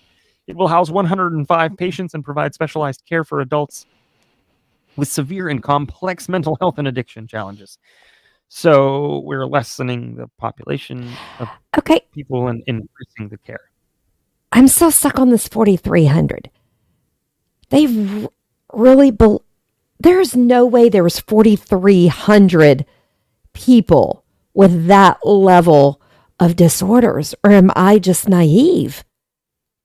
Well, again, I don't know if every single one of them had I mean, did they put women there because they were PMSing and their husband didn't want to deal with it? I don't know. I mean, Okay. There were so many reasons that folks were just like, I can't handle you right now. You know, I've read about. I'm glad I didn't live there, were just put away. and I wasn't born then, because I still would have been left there. My crazy would have been put in there. Yeah. But if you look up pictures of Riverview Hospital, your senses basically are going to be attacked with creepy. It's extremely haunted if you believe in that kind of stuff. In addition, the hospital campus is used for filming all the time, as multiple sites and locations provide a lot of opportunities. Here's some of the films that were actually filmed on that land and around that hospital. Watchmen, Supernatural, The X-Files, Arrow, Elf, Smallville, Happy Gilmore, The Butterfly Effect, and Deadpool 2. Elf? Did you just say elf? I did. Vancouver and this kind of area is very well known for doing a lot of movies. It's just like North Carolina. There are a lot of breaks for production crews because they're bringing jobs in. So it's very popular to film in North Carolina. That's how I ran into Owen Wilson when he was filming eBay. And then Vancouver's kind of the same way.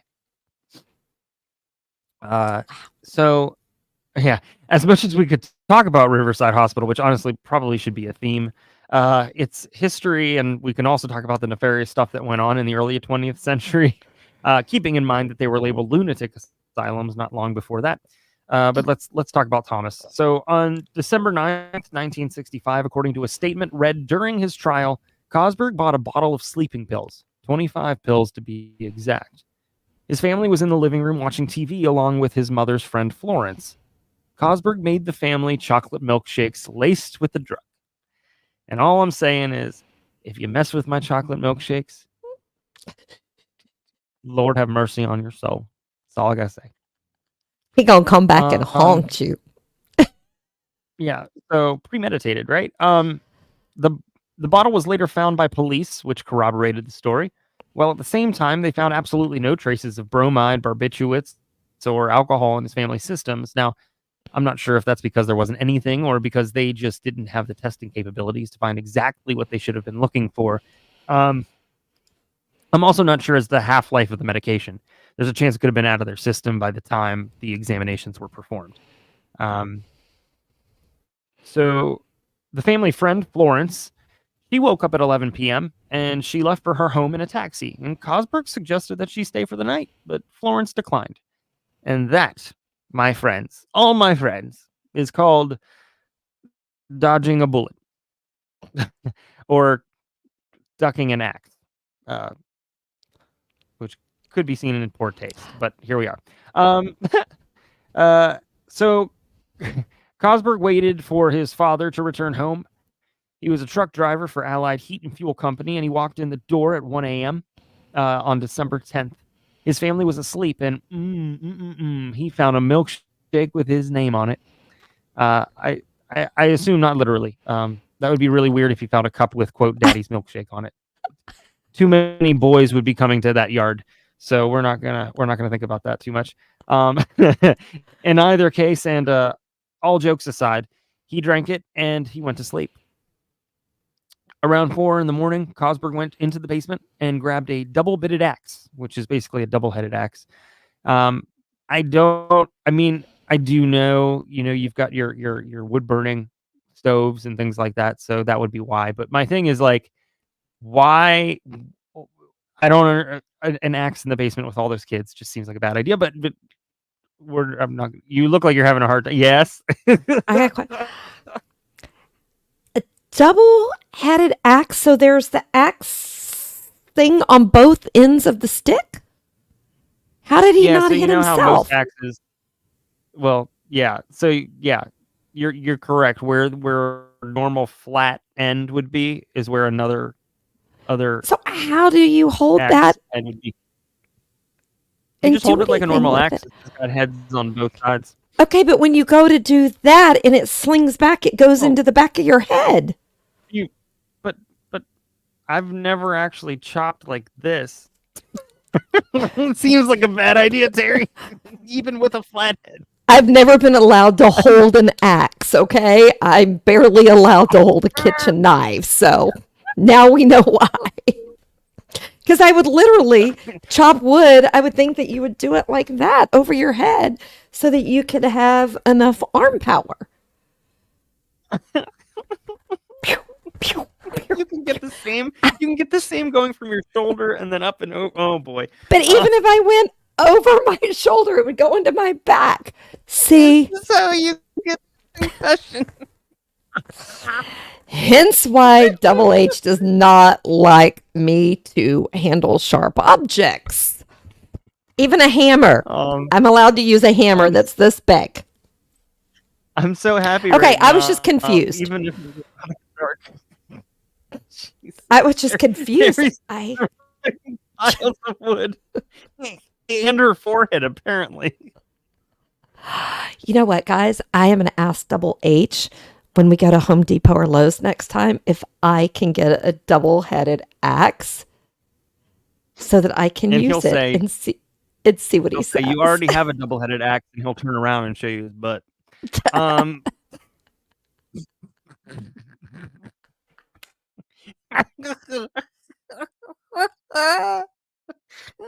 in a weird mood tonight. I'm sorry, Double H, for you having to edit all this. Yeah, I love it. Are you kidding? I am not letting him touch this. This is golden. This is going to be one that's released on the pod as a live stream with no Double H editing. Here's what we need to do. I am going to film myself doing the makeup, and you need to film yourself attempting to chop wood. Okay, and me asking to buy said axe. Yes, all of it. All right. I mean, he just bought me a senior citizen ladder to decorate for Christmas. That tells you how klutzy I am.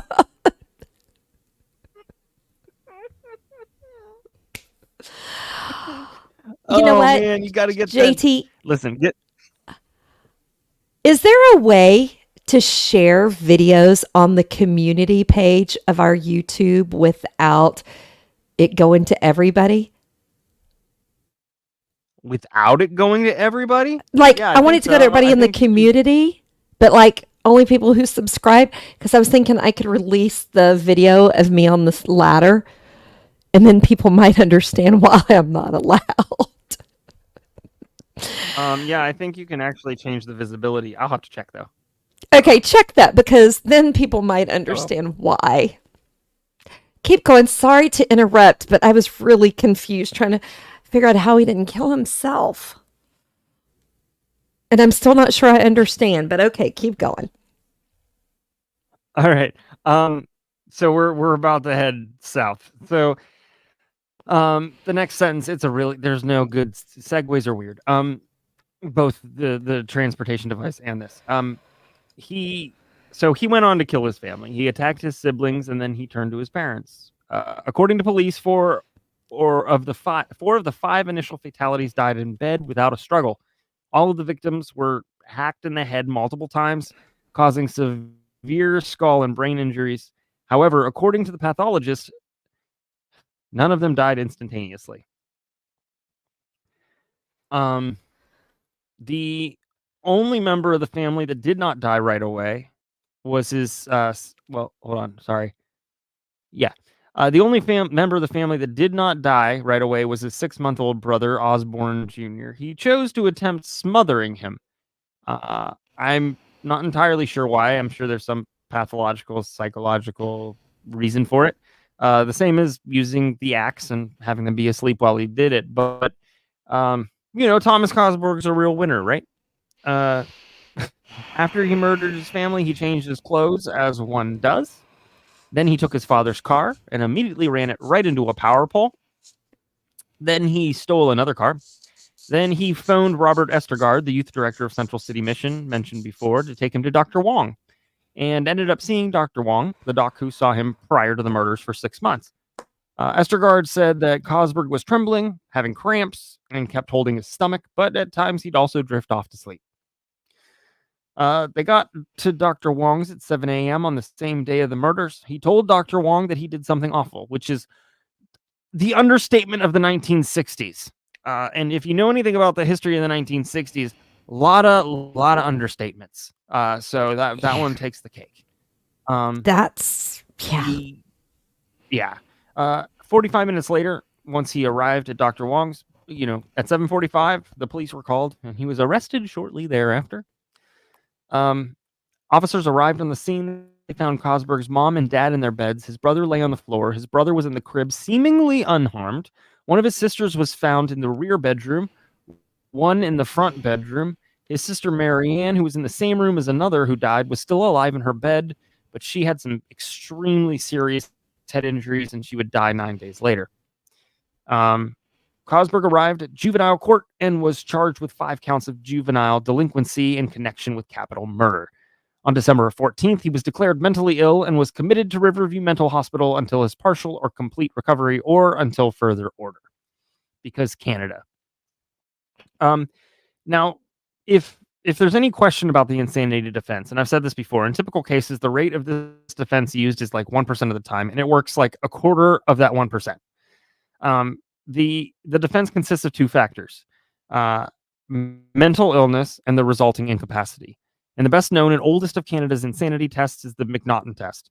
And this is based partly on the defendant's incapacity to appreciate the implications of the act. And the offender might have known that what they were doing, or they may understand the consequences, but the will of stopping was overpowered. Now, there are 2 factors here. 1, Canadian law presumes sanity, and the defense must disprove this presumption. And 2, the end result of successful insanity defense means an indeterminate confinement to a mental institution. Now, his trial in 1967 lasted only a couple of hours. He pled not guilty, but he did admit that he attacked his family with an axe after putting them to sleep with sleeping pills and milkshakes. Hold on, wait. Quote, did you just say a couple of hours? Yeah. Hours? He pled. His trial it was lasted only a couple of hours? Yeah. That's not a trial. Okay. It's a confession. All right, so quote, 2 psychiatrists testified that he suffered from a mental disturbance when he committed the murders, preventing him from appreciating the nature and quality of his actions. One of them, Dr. Joseph Thomas, described Cosberg as an automatic person capable of carrying out a complex and deliberate plan, but who was incapable of discerning right from wrong. He also believed that Cosberg was suffering from a schizophrenic reaction and that his mental disorder had reached an uncontrollable state on the night of the murders. Apparently, when Cosberg went to talk to Dr. Wong right after the murders, he thought he was morally justified. So that kind of plays into it. Cosberg was found not guilty by reason of insanity on February 16th, 1967. Now, here's the difference between... This is not America, where we're at. We're in Vancouver, Canada, and Canada does things differently. But here we go. This is a case of somebody who is actually treated, who is actually looked after, who things actually improve for them. So just over a year later, in September of 1977, Cosberg was declared to pose no danger to society and was ordered to be released on the conditions that he lived in an approved place in British Columbia and had to report to an official once a week. After his release... Out? Yep. Because Canada doesn't... I mean, if they... What if he stops taking his meds? Isn't he in danger again? So here's my last 2 sentences. Okay, sorry. After his release, he was married, and then he worked for Vancouver Children's Hospital for 30 years, and he died January 1st, 2016. No other problems. Wow. Yep. Okay. There are so many cases of this in Canada where they are put away for a certain amount of time with the understanding that if they can improve, are taken care of, are able to show dramatic improvement where they pose no danger, they get out and they live perfectly fine lives. In fact, the guy who I don't know if you remember this story. I just gotta stop. Yeah. I mean, I love that he got the help and therapy he needed, and he did better. But what about consequences? I don't think a year. Insane. I know, but a year? I don't know. I will say this, a year in Riverview would probably be worse than... because I believe people need second chances, but I also believe in consequences. And in his case, I guess it sounds like he truly had a mental break. And when they fixed that break and they used Gorilla Glue to fix that break, the break was never coming back. Did that make sense? Yeah. And okay. Yeah. So I do like that Canada does that. They do believe in reform. They do believe in fixing what's wrong with the person. So I do appreciate that. I hope my life is worth more than a year for somebody's consequence. Yeah, I mean, the other thing that I think really assisted in this, in that defense of not guilty by reason of insanity, was the fact that he was in and out of mental institutions for years before this happened. What was he diagnosed with? Was he schizophrenic and he took meds and he no longer heard voices? Did they? I mean, do you know? Yeah. Because see if I can find it real quick. I mean, I'm glad, but I don't know how you say someone is not a threat after that. I got a lot of feels. they determined that he was suffering from a schizophrenic reaction to something, but that his mental disorder overall had reached an uncontrollable state, and that's what led to it. That's all that I can see right here. Now, but question: yeah, what was his check-in? You said he still had to do some sort of check-in. Was that like? Yeah, he had to check. It was like, I'm guessing it was either a parole situation or it was a doctor or some kind of specialist that was from the government, which is literally pretty much every healthcare person. And then what did he do at the children's hospital? I mean, I'm hoping you tell me he worked at night in a room where he didn't have access to children. Please. Let's see. I mean, it all turned out okay, but still. Here's his here's his obituary. Thomas worked for Vancouver Children's Hospital for 30 years. He really enjoyed working at the hospital and the friends he made there. Thomas left us to be with his beautiful wife, Maggie, who died September 7th, 2014.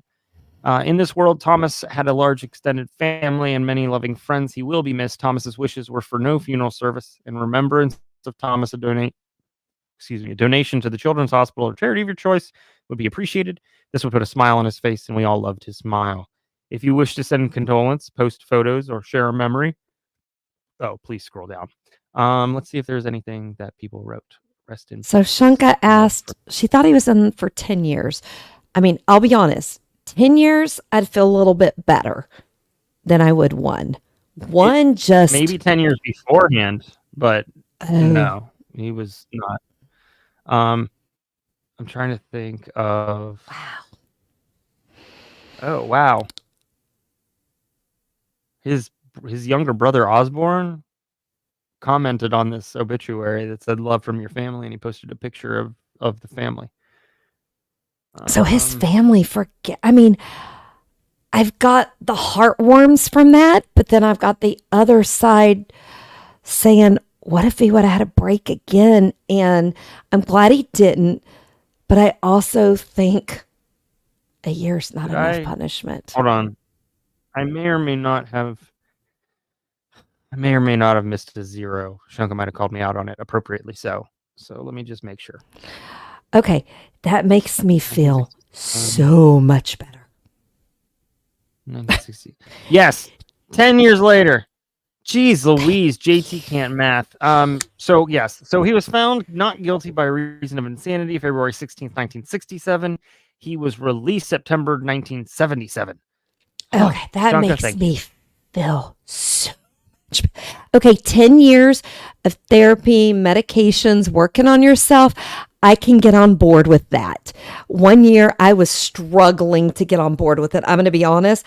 I was thinking that they needed to do a psych check on the person who said he could get out after a year. I was really bothered by a year. 10, I am so much better. Thank you, Shanka. I will be able to sleep tonight. The years are literally staring me in the face, and I still just couldn't. It's okay. Math. It's all that gas math did your brain in. Right? Tell me about it. Yeah, you are correct. I do not do zeros at all.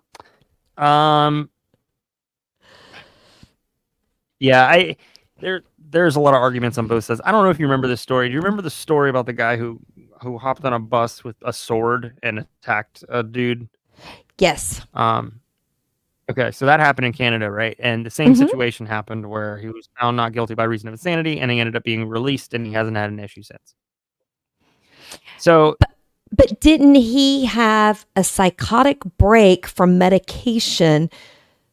So he was on, he had mental health issues, was taking the medication. There was a reaction, caused a psychotic break. And once they took that medication away, he was deemed not to be a threat anymore. So that I can understand. Yeah, I mean, just like a woman who goes through postpartum depression, once she gets treated for that and all of the hormones get back to where they're supposed to be, she's not a threat unless she has another child. So, in that case, the fella who was 22, Tim McLean, he was stabbed, beheaded, and cannibalized, all while riding a Greyhound Canada bus. So he was found, this was Vince Lee. He was found not guilty by reason of insanity. He accepted that the offense occurred, but claimed he was unable to form the necessary mental element of mens rea. It was schizophrenia. He was inculpable. He believed that McLean was a force of evil and posed an imminent threat to himself and others. He thought McLean was a demon in disguise and an alien who needed to be destroyed to the point in which it felt necessary to mutilate his body to prevent him from coming back to life. Let's see. Here we go. So the trial commenced March 3rd, 2009. By June 3rd, 2010, Lee was granted supervised outdoor walks within his mental health facility. On February 16th, 2011, nope, that doesn't work. Hold on. Okay, May 30th, 2011, Lee was responding well to his treatment, and his doctor recommended that he receive more freedoms. May 17th, 2012, which is what, I don't know, 3-4 years afterwards, he was granted temporary passes that allow him out of the mental health center for visits to the town of Selkirk, supervised by a nurse and peace officer. By 2014, he was allowed to have unsupervised visits to Selkirk, and he was discharged in 2017. Granted an absolute discharge, no legal obligations or restrictions pertaining to his independent living. And nothing's happened since then from him. So I don't know. There seems to be some lessons what they're doing that we all works. Sorry guys, I'm a little nervous right now. When I wiggled in my chair, a screw fell out on the floor from my chair. Oh. And I'm worried that my chair's just going to break and I'm going to go boom on the floor.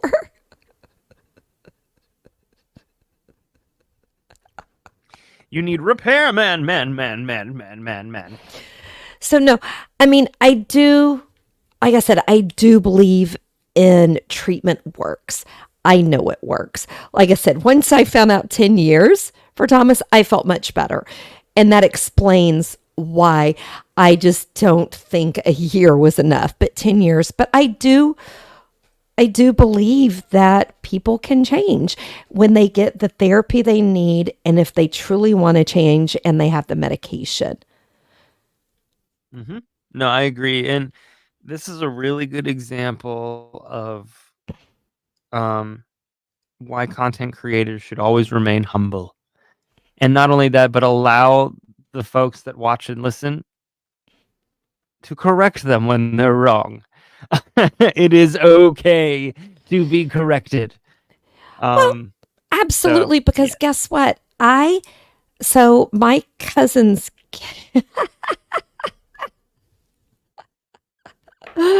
that's funny. So my cousin's case who was murdered that I covered on the pod before we teamed up, they did a snapped episode about it. The things that were wrong in the snapped episode are shocking. And they were told before it aired that they were wrong and they didn't change it. So I believe we all can make mistakes. And especially, I mean, when we research cases, you can read 3 different news articles and get 3 different facts on the same thing. And that's why I tend to go to court files and, pay to get those or do the request. But we can all make mistakes. At the end of the day, we're still humans. And like I said, I'm glad it was 10 years because if it was only 1, I was going to have to message Mike over at Brew Crime and say, what is wrong with your effing country? But now I can tell Mike I still love him. Nothing other than real estate. Well, no, every country has problems. And that's what I try to remind people. There is no perfect country because there's humans involved. Right. Right. Now, I do have a question, and I don't know if you found this. Sorry, guys, something's in my eye. In the research, his brother Osborne, who was the 6-month-old that lived, he obviously doesn't remember because he was too young. Did he get some kind of mental therapy and help? Because even if you don't remember it happening, you do remember the trauma, the feelings around people, your family's gone, you're given. I mean, you still know, that something's not right in your world. Mm-hmm, mm-hmm. I'm trying to find your answer. But yeah, if anybody needs their screw, I'll hold on to it. And as long as Double H says I don't need it. And what he's going to say is he knew he should have put my chair together and not me. Did you use an axe to do it? I did not. I used an Allen wrench. Ah, I see. So it's Allen's fault. Yeah, I don't have an answer.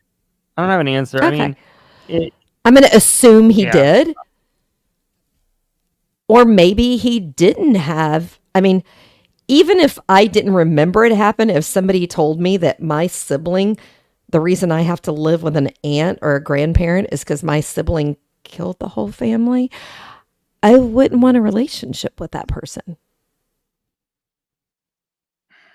Or maybe I'm just shallow. Yeah. No, I mean... Or I'm raised in the U.S.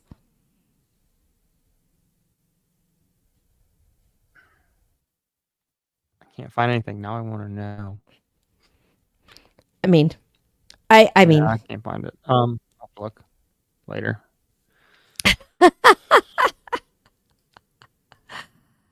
No, it was only one. Well, it had the little hook and then the straight part.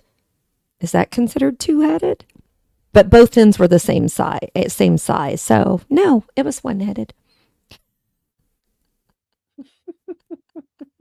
All I can think of is a really fun Friday night. Okay.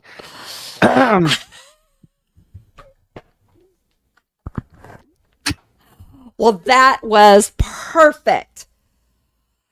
So while we're on here, before we leave, I want to ask, so we haven't done a perfect crime in a while.